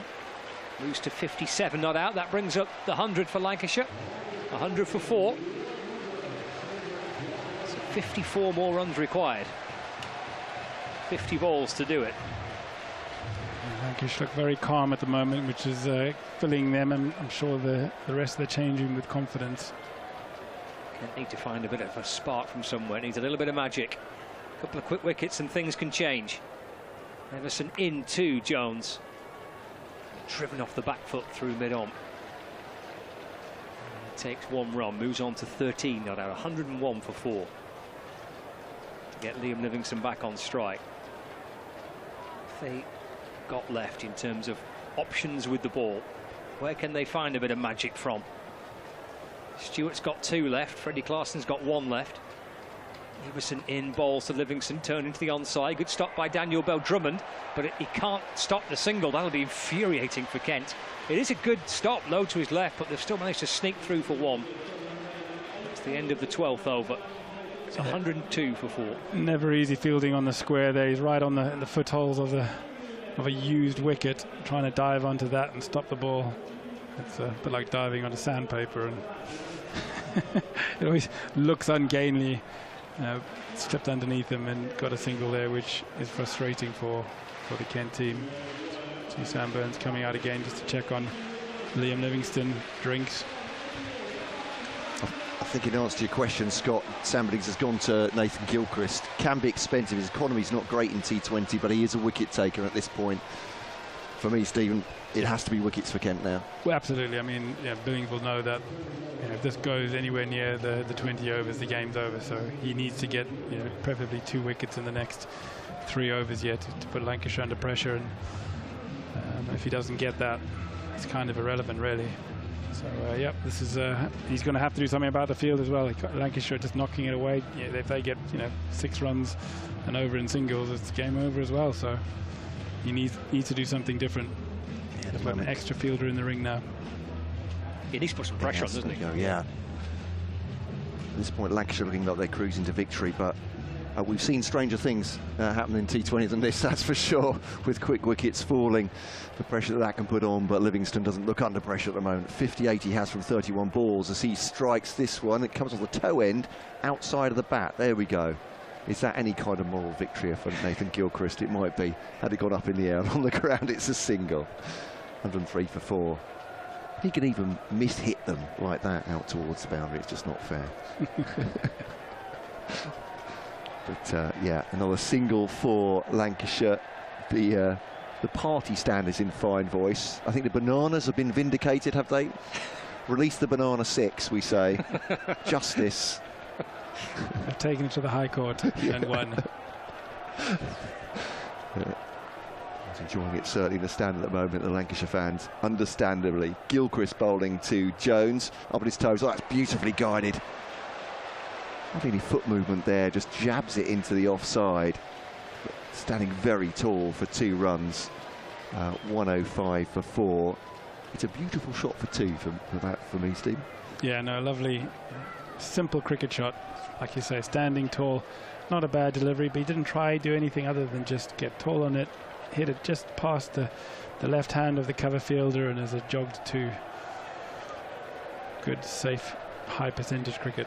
Yeah, 3 off the over already for Lancashire. Off the first 2 balls. Gilchrist bowling a shorter one. Whipped away this one by Jones. It might just split the field on the onside. It does. And that's 4 runs. And Kent looking for answers here. And perhaps just more questions being posed, as this time it's Jones who goes to the boundary. He goes to 19, 15, 59 for Livingstone, 109 for 4. A 53 partnership between Livingstone and Ashton Turner before he went for 22. But Ken just trying to find an answer to this now. It all looks Lancashire. They're set for T20 finals day at this point, unless Kent can pull something out of the fire, with Nathan Gilchrist now bowling. Jones goes long handle, that'll be 6 runs over cow corner. Slamming into one of the empty seats there. I'm not sure what kind of efforts were made for it. It was travelling from Michael Jones. He's enjoying his afternoon now. 25 from him, 115 for 4, and Jones comes to the party. Yeah, that was a lovely shot. Gilchrist has gone hard into length there, trying to bowl an aggressive line in length at the batsman, but Jones has just swiveled on his front foot and dispatched that over straight mid-wicket. Lovely timed shot again. He's looking very comfortable, and he's playing exactly the kind of innings that Livingstone needed him to play. Yeah, Jack Leaning and Nathan Gilchrist just coming together there. It was a short chat. I don't think I'm projecting here, but neither of them looking particularly enthusiastic. Sam Billings still behind the wicket, trying to marshal the troops. Zach Crawley's brought up into the ring. Mid-on, mid-off, both in the ring now, as Jones goes for this one, doesn't get all of it. It's a flay of the bat into the onside, fielded by Fred Clarkson. They'll come back for a well-run 2, though. Even those shots going for 2. And it's 15 off the over, 117 for 4. To be fair to Kent, they're just looking for a wicket here with Nathan Gilchrist. He's gone for 30, 1 ball shy of 2 overs. And Lancashire in full control. 37 to win. Less than a run a ball for them on 43 balls, as Gilchrist bowls the last one of his second over, and that's a single, and feels a bit like a victory lap for Lancashire now. 118 for 4, closing in victory inexorably, surely, unless Kent finds something extraordinary. Yeah, no, Lancashire are playing nice rhythm to this innings now. They're under no stress, and everything's on Kent to try and find a breakthrough. They need to get a wicket. In fact, they need 2 in very quick succession now to put Lancashire under any kind of pressure. You do. We welcome listeners across all frequencies on BBC Radio Lancashire, alongside our listeners on BBC Radio Kent, on YouTube with Lancs TV, and on Sports Extra 3 as well for this T20 quarter-final. And for listeners who have just joined us, Lancashire set 154 to win this match, and Liam Livingstone has helped guide Lancashire into a position where, I guess, Stephen, for a T20 quarter-final where your season rests on it, this is kind of a dream scenario, isn't it, for Lancashire? Yeah, they couldn't have asked for anything more at the start of the match, to be honest. This is just going through the motions now, play sensible cricket, and they'll be going down to Edgbaston next week. Matt Parkinson returns. Kent needs some Parkinson magic to claw themselves back into the game. He bowls to Jones, who chips one to mid-wicket and takes the catch, and Jones departs. Slightly muted celebrations, because Kent need plenty more to go their way. Fred Clarkson with a catch at mid-wicket. Parkinson gets 1. Lancashire are 5 down, 118 for 5. The celebrations tell its own story, that Lancashire are way, way on top here. But somehow they need to try and inject some jeopardy into this game to Kent. Yeah, I mean, it was a strange sort of shot there from Jones. Came down, he had loads of space on the leg side to aim for. There's only one man anywhere near it, the mid-wicket. And I almost thought it was a bump ball, because he sort of stood there incredulous at the fact that he literally hit it straight at mid-wicket. Nice catch, but a strange shot, considering he'd looked so comfortable and there was so much space for him to go at. So maybe a lapse of concentration, who knows.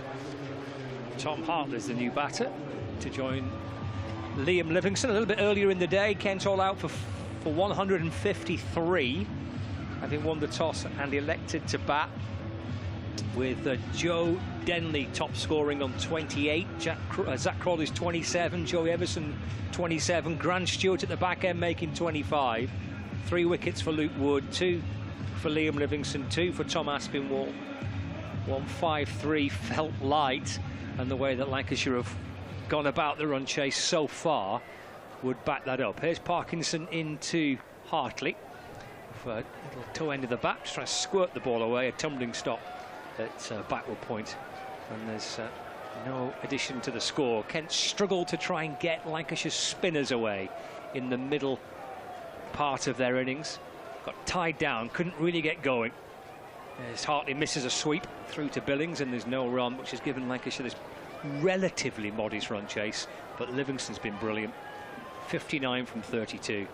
And it's now down to 36 to win, 39 balls left. Here's Parkinson from the James Anderson end, in and balls to Hartley, down the pitch, hits it in the air and gone. Caught at long on. Now that's a better celebration by Kent. Parkinson double fist pump.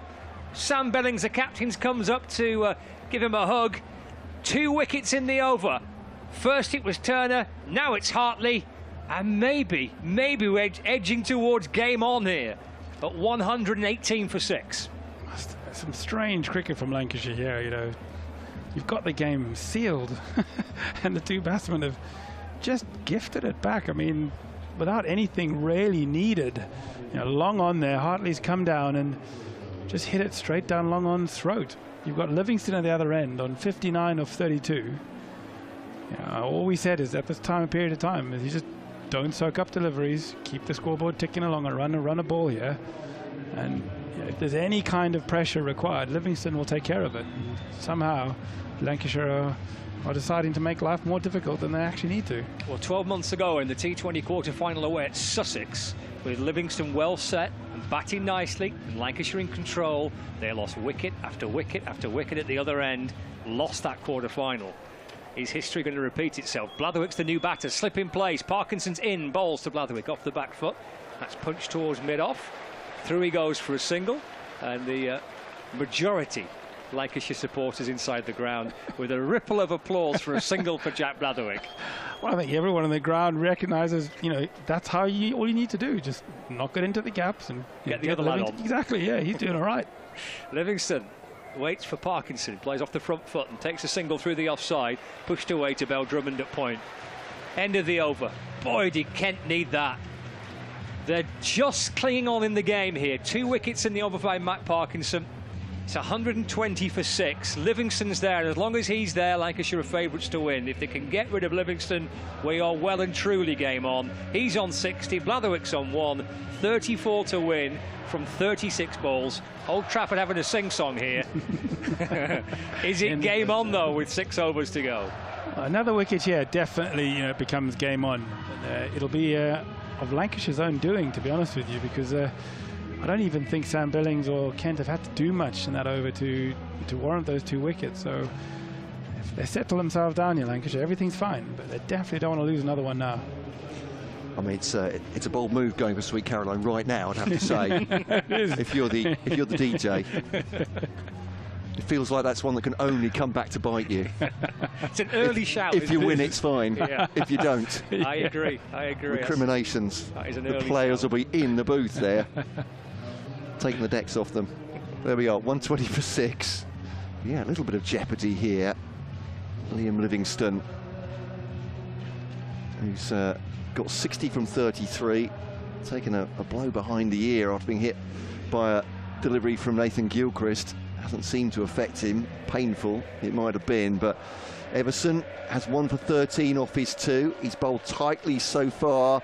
What will Liam Livingstone make of him here? Drives him up to a long off, and they'll take a languid single as Zach Crawley fields at long off. 121 for 6.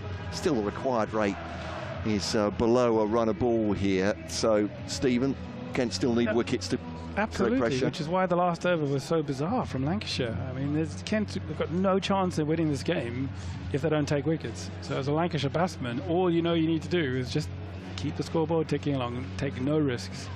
Plenty of gaps in the field. So Jack Blatherwick facing now. The single to his credit so far. Defends that off middle stump. Out into the offside. And Joe Denley fields. And we're at 15th over now. Obviously Lancashire don't want this to take this to the final over, presumably, do they? They want to get this done before, so they want to accelerate just a little bit. They won't need to. Liam will do that if needs be. So they don't have to do anything the next couple of overs. Blatherwick then just cutting that down towards third man, or guiding it down there, but fielded by Parkinson, and that's a dot ball. Joey Everson, to his credit, has actually bowled really well in this T20 after missing the first 4 or 5 games with injury. Has bowled very tightly indeed. It's bowled well today, hasn't it? Yeah, I think so. From a Kent point of view, he's once again kicked on as a young all-rounder. be big if he takes a wicket here. It's angled into the pads of Jack Blatherwick, who can't get the ball away. It's another dot ball for Kent. Good start to the over here from Everson. Yeah, the only job the Lancashire batsmen have to do coming in is just get off strike, don't eat up deliveries, don't take any risks. Livingstone has the game under control right now. Just keep him on strike. He'll control the tempo of the game. And if he's there, he won't let it get to the last over. He'll finish the game before then. But you don't have to take any risks. But the longer this goes on, the more risk he'll have to take. 33 from 32, the equation now. As this one's engineered into the worked into the onside, fielded by Harry Finch, who is on for, I'm guessing, Daniel Bell-Drummond, who was toiling with that knee injury for a few weeks. Yeah, it doesn't look like the Kent opener is on the field. Not surprised by that particularly. 121 for 6. Are you allowed to do that? When I played, you weren't allowed to. If you came in with any kind of niggle, it'd have to be a new injury. Otherwise, you weren't allowed to be substituted. Probably his hammy today. Yeah. That's the new injury. I'm off. It's Everson over the wicket now to Blatherwick. Defends that into the onside. Offers a run, I think, to Liam Livingstone, who just kept his powder dry at the far end. So a great over from Everson, just one off it. 121 for 6. And Lancashire were cruising. There's no need to suggest that they're not cruising now. But 6 overs to go, 33 they need to win from 30 balls. You look at Livingstone on 61 from 34, Stephen, and that looks like a formality. It does, but the last couple of overs have definitely shown a mentality from the batsman, which has been surprising. When you've got the game under control, you're allowing Kent to get, or feel like they're getting back into it now. How does he take on Parkinson here, Livingstone? What's he going to do? Well, I've got a feeling Livingstone might try to take him down. Parkinson to Livingstone. Down the pitch he comes. There's your answer. Walloped away. High over long on. Out towards the point. Watch out, Lanky. It's heading your way. It's gone over the point. 6 for Livingstone. It's gone over the point. Has he cleared it? It's cleared the point, yeah. It's landed on the roof of the point. That is a very, very big shot. From the centre wicket, that has gone a long way. I've seen a few hit the glass fronting on the point. I think that's gone over the roof. The umpires have called for the boxer balls, but that has landed flush on the top of the roof. I think a few people on the balcony thought for a second they might be in for a shout there, but then it comfortably cleared the top. That's a long way over there. Well, there's a pretty emphatic answer to the question as to how Liam Livingstone plays Matt Parkinson in this particular over, isn't it? You just sensed it, didn't you? Livingstone at the previous over, Joey Everson I thought bowled beautifully, but he's saying stay there, stay there. Parky's coming on next. I'm backing myself. Well, it's just interesting there. The batsmen have just shown a little bit of lack of composure, and I think Livingstone was just decided to stamp his authority on it now. So he's, we'll see how the rest of this over goes, but it's almost like he's made a decision now that I'm not going to let the nerves jangle down the other end. I'll take down Parkinson. What's his response? 5 balls left for Matt Parkinson. In and balls to Liam Livingstone. Down the pitch he comes again. Doesn't get anywhere near as much on it, but enough bat to see the ball smear out towards the leg side for a single. Moves to 68 not out. 128 for 6. 26 to win from 28 balls. Brings Jack Blatherwick on strike. Blatherwick on 1. Parkinson from the Anderson end with his leg spin from over the wicket to Blatherwick. That's in the air, but safe enough to the right of Denley, who's at cover. Just about safe enough. Out towards wide long off for 1. Blatherwick moves to 2. 129 for 6. I think it was the 2 panes of glass made that look to me like he chipped that straight to cover. A little bit. I was with you as well. Yeah, me too. Yeah. Livingstone back on strike and get the sense. You can see what the Billings is doing now. He's actually put 2 men out pretty much straight. He's trying to get in the eyes of Liam Livingstone here. 1 man's almost behind the umpire now on the edge of the ring. Parkinson to Livingstone. Down the pitch he comes again. He throws it wide this time. He squirts it out towards the offside. Liam Livingstone takes a single, moves on to 69 not out. 130 for 6. 24 to win. 26 balls left. Parkinson's picked up 2 for 39. He's got 2 balls left. He was man of the match in a T20 quarter-final between these two sides in 2019 for Lancashire. What's he got left here? Blatherwick comes down the pitch to meet him and then wallops it away towards the leg side. For 6 for Blatherwick. Takes it to 18 to win from 25. Yeah, he was nowhere near that, but he got all of it as it went wide over. Deep mid-wicket, lanky there, fist pumping as that sailed for a nice 6, almost a slap shot. It wasn't anywhere near that ball, but good intent from Blatherwick. Take a little bit of pressure off Livingstone. Well, this over's helped massively, hasn't it, for Lancashire Lightning? 12, 13, 14, 15 coming off it. And that's cut away just for a single. No interest whatsoever, Liam Livingstone trying to turn it into 2. End of the over. And Blatherwick on 9 and Livingstone on 69. 4 overs remaining, 137 for 6. Lancashire Lightning requires 17 to win from 24 balls. And that, for Lancashire, was just the over they required to take away any sense of that uncertainty. It could still come back, of course, but that over's helped a lot for the home side. If Livingstone gets out, then it might do, but the 2 previous overs, a lot of nerves and jitteriness from the other batsmen for no reason whatsoever. I think Livingstone had just calmed things down that over with that shot over the point and followed up by Blatherwick. Blatherwick on strike now. It's hits the pads, going down leg side, I think, though. Joey Everson again bowling very tightly into the pads of the right-hander. 37 for 6 then. 24 balls to go. That'll be 23 balls to go. There we go. 24 minus 1. Is that 20? Yeah, it's 23. It's been a long season. It's Everson to Blatherwick. Works that into the offside. Joe Denley goes after it and does stop it. Tuanda Mayeye coming in from the offside boundary. Bit of a gentleman's excuse me between the two of them as to who was picking that up. But Livingstone comes on to strike now. 16 to win from 22 balls. Will he take on the Kent medium pacer here, I wonder? With victory within sight now for Lancashire. 138 for 6. Livingstone cuts that away, flays it off. It's a lovely shot. That's a deft cut away. Absolutely no chance for Tuanda Mayeye. Goes for 4. Mayeye trotting round. He's more or less covering the whole of the offside there. Everson trying to bowl the ball into the pads, but that's gone for 4. Expertly done. Yeah, shows with such power he can just caress that through backward point. A lovely shot. 142 for 6 then. 12 to win now. Just cut that away again. Looks very disappointed with himself. I think for once this afternoon, Liam Livingstone goes out and finds the fielder, Tuanda Mayeye. Again, trying to cut that behind square. Ends up with the 1. 11 from 20 balls then. Yeah, he's seeing the ball really big. He pretty much put the ball where he wanted, and that's not where he wanted to place it. Big gap behind square on the offside. Everson then to Blatherwick. Can he find a way through? Joey Everson for Kent. No, Blatherwick. He works it out to Tuanda Mayeye, who's doing plenty of work. Livingstone's back on strike for the final ball of the 17th over here.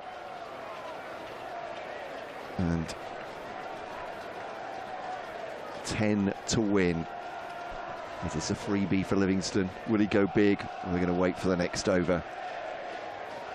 As Everson tries to smash it back at him. In fact, frustrated Liam Livingstone swats after that shot, which he missed time straight back to the bowler, Joey Everson. So Kent still grasping on by their fingernails, the Spitfires here. 144 for 6 though, Lancashire need just 10 from 18 balls to take themselves through to a T20 final stage. Just signs of frustration from Liam Livingstone. Want to get it done quicker, Stephen Moore? Yeah, I mean, I think it's also signs of he feels like the game's won and he's just letting that emotion come out a little bit in some of the shots. He's not timing it quite as nicely as he wants to, but he's looking very confident, and I think he feels like the job's done now. Obviously 10 runs to go, so hopefully they keep their head on and just get this done. Excellent 2 overs there from Joey Everson, weren't they? That last over and the one before, he's bowled beautifully there. He's done a really great job for Kent. Unfortunately, I just don't think there's enough runs on the board to, for that to actually matter really in the grand scheme of things. But I think he's had a good day so far. 144 for 6, 10 to win from 18 deliveries. And Fred Clarkson for the 4th and final time, his final over of the day. In and bowls to Blatherwick, he's bowled him, he's gone for the big hit. Jack Blatherwick, Livingstone turns on his heels at the non-striker's end and looks towards the skies. Clarkson strikes, he gets his 3rd. Lancashire 7 down, 144 for 7. Yeah, and this, I mean, let's say if Lancashire do get through to final day, which they should do, this batting for the last, couple of overs by some of the other batsmen, that's just a strange shot to play again. Clarkson's been the pick of the bowlers for Kent here. Really tricky bowler, and he's 10 runs needed, and he's tried to hit a really good ball back over the bowler's head for 6. I definitely wouldn't be targeting Kent's best bowler today to try and finish the game. I'd be getting through this over, trying to get 4 or 5 from it and finish it the next over. I'm sure that's what Livingstone would have said to him as well. 3 for 8 for Fred Clarkson. Outstanding effort in a low score to defend. Into his 4th over, 3 for 8, having dismissed, of course, 2 of the top 3. He's picked up absolute plum wickets early on in Lancashire's run chase, dismissing Keaton Jennings and Luke Wells, and then comes back in and gets rid of Blatherwick as well. Luke Wood's the new batter. Here's Clarkson. In and bowls to Wood. It's short and it's pulled out towards the leg side boundary. Wood takes a single and he gets off the mark, and it takes it to within single figures now for Lancashire win. 9 to win, 16 balls left. 145 for 7 live on BBC Radio Lancashire, BBC Radio Kent, Sports Extra 3 from Old Trafford in Manchester for this T20 quarter-final. 154 the target to win for Lancashire Lightning for their 10th appearance at finals day. Kent hanging on in the game just about, but Lancashire at this stage firm favourites to go on and win. Clarkson in and bowls to Livingstone. Uppercuts it over short 3rd, down towards the boundary. And it's that type of experience that's getting Lancashire to finals day. 4 more to Livingstone. And Lancashire Lightning moved within 5 of victory. Yeah, lovely ram shot there. Banged it in, Clarkson, and Livingstone has just guided that over short 3rd man for a couple of bounces. For really strange delivery to bowl, though. You got both men up, 3rd man and final leg. That was almost a free shot for Livingstone in the form that he's in. 78 not out from 41 deliveries. 1 hit away from a Lancashire win. Clarkson in and bowls to Livingstone. It's punched down the ground for a single instead. A ball that just nips back in towards him. Takes 1. Livingstone moves to 79. Brings up the 150 for Lancashire. A boundary away from victory with Wood back on strike. 150 for 7. Clarkson's got 2 balls left of the day. 3 for 14 for Fred Clarkson. Captain Sam Billings with not a lot to go to now. Hands on hips. Watching Clarkson turn and set off again. Wood waits. Clarkson over the wicket to Wood. Wood defends, just pushes it back towards the bowler. Little forward defensive, and there's no run. Very sensible cricket that from Woody. Yeah, nice. Good old forward. It's in a couple of forward defences. Yeah, someone from Crawley, didn't we? Yeah, they Crawley some really beautiful forward defence. Bat and pad right next to each other. Beautiful. That was lovely to watch. More of that. Less of these 6s and 4s. None of these ram shots over your head. Just a good old forward defence. 4 to win. 1 ball left of the over. Clarkson's been outstanding. He's done all he can for Kent today. 3 for 14. In to complete his 4 overs. And again, Wood off the front foot, pushing away in towards the offside. No run, end of the over. 4 left to win, 12 balls to come. Clarkson's done his best there, hasn't he, for Kent? But in truth, the game's gone. No, he's had a brilliant spell of bowling. Today, and he's really done everything he can with a score that's probably below par, probably 10-15 below, what would be a defendable. He's given Kent a good chance here. I've got a feeling Livingstone is probably going to try and finish it in the next couple of deliveries. I think so. So yeah, it's been a great game of cricket. Really interesting, and not the high-scoring game we thought at the start, but it just shows in 2020 cricket all sorts of different flavours and intrigue throughout. just to say on BBC Radio Kent, on DAB right now, it's Gillingham at Bromley, table-topping Gillingham against the only other unbeaten side in League Two. Hoping if this one doesn't go their way that we can have at least one win on BBC Radio Kent's Sports Hub. 4 to win. It will be Gilchrist from the Brian Statham end. Livingstone on 79. Gilchrist to Livingstone. Full, whipped away towards the leg side. Leaning will get across to his right. Livingstone will jog back for 2. Moves on to 81. 152 for 7. We mentioned at the start about all that experience you get from playing short-form cricket. Livingstone's an IPL winner, played in some of the biggest T20 domestic games there are, and he's been outstanding today, hasn't he? Yeah, you know, that experience comes to bear when you get into these big games and these big moments, and he's really stepped up today, which is exactly what Lancashire hoped and wanted. 2 required for victory. Gilchrist to Livingstone. Swing and a miss from Liam Livingstone. Trying to finish it in that delivery. Wants to put his feet up. Maybe have a cool beer. Yeah, looks like he needs to put his feet up. I'm assuming it's just cramp, but he's definitely gone in the right hamstring. And I think for Lancashire's sake, hopefully that's just a little bit of tiredness. Well, let's hope it's cramp. He had a hamstring injury which ruled him out of the final group games. So let's hope it's not a recurrence of the hamstring problem that he suffered in a T20 group match here a month and a half ago. 2 to win. Gilchrist to Livingstone. Swings away. That's the victory. Hammered out towards extra cover. Victory for Lancashire Lightning.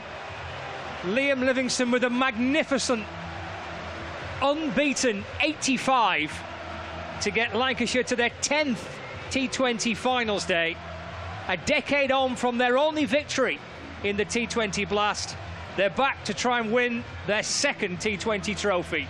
Livingstone gets them over the line, hammering it over extra cover. He moves to 85. Lancashire chase down 154 to win with 3 wickets to spare. It's not Kent's day today. It belongs to Lancashire instead, Stephen. It does, yeah, and you can see what that meant to Liam Livingstone. He was down on his knees after he hit that shot, celebrating. The crowd were going crazy as well. Really, really big day for Lancashire. Get through to that finals day and really hopefully kick that season on to getting that trophy. You can see him, he's got his fist pumped, the crowd are going crazy. It's a lovely feeling to be at home, to be on your home ground, to play an innings like that and get your side through such a big day. And to the credit of the Kent players as they stand and just wait for Livingstone to lead the teams off. Everyone applauding Liam Livingstone there for that brilliant 85 as the Lancashire captain Keaton Jennings comes out to shake hands with Sam Billings, and Matt Parkinson gets a hug from pretty much every member of the Lancashire side.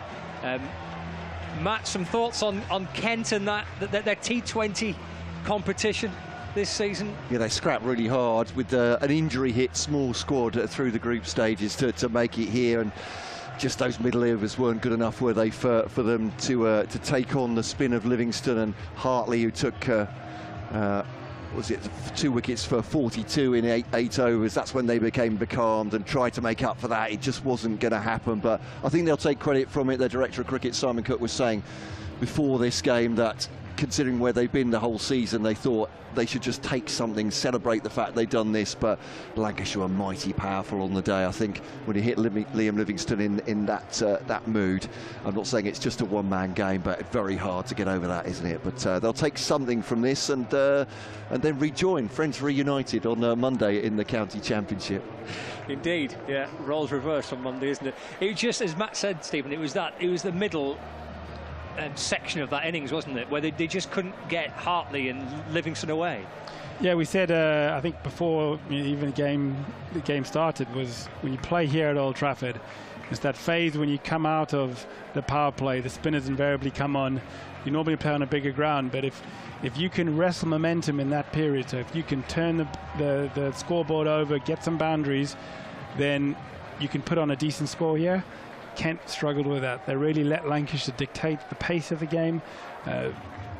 there was no real changes from Jennings, and I think they'll look back on that period and say that was the moment where we could have taken ourselves to a competitive score. And you're almost better. I think Sam Billings is an advocate of this. You're better getting out early, trying to do that rather than just let them bowl and get a score that you can't really defend. We leave you here on BBC Radio Kent. Thank you so much for being a fantastic host to Scott and Stephen, and good luck to Lancashire at finals day. We'll lick our wounds on BBC Radio Kent and get right behind Gillingham now, who are playing at Hayes Lane against Bromley, just kicking off in League Two. Thank you, Matt. For Lancashire, it is a trip to Edgbaston. A week today, then, they will face either the Birmingham Bears or Somerset, and it will be in the second semi-final next Saturday. The first semi-final is between Northamptonshire Steelbacks and the Hampshire Hawks. 10 years on from that T2. I can't believe it's 10 years since we were there at finals day.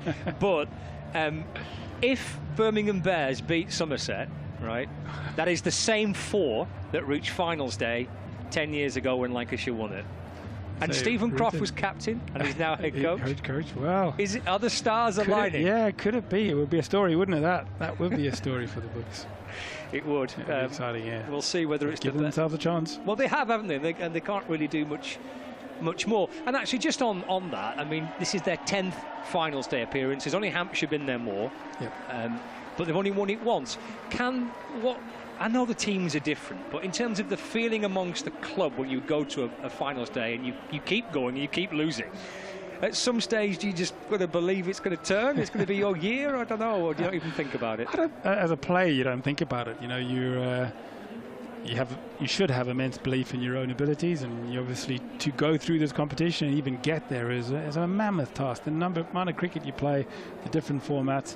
So I think you just get there and hopefully everybody's fit and healthy. The team are in a good spirits, and then you do your best. I actually think playing the second semi-final is a real benefit. Okay, why? So, because I think you got a bit of time to settle. You can lie in bed for a bit. A little time to settle. You get to watch the first, so you kind of know what's going on in the wicket, and right. So you've got some sense of what's going on. And then also, if you win the semi-final, you can go straight into the final, and you've almost got the momentum. Okay. It doesn't take enough out of you that you're tired physically. Which is how Lancashire did it in 2015.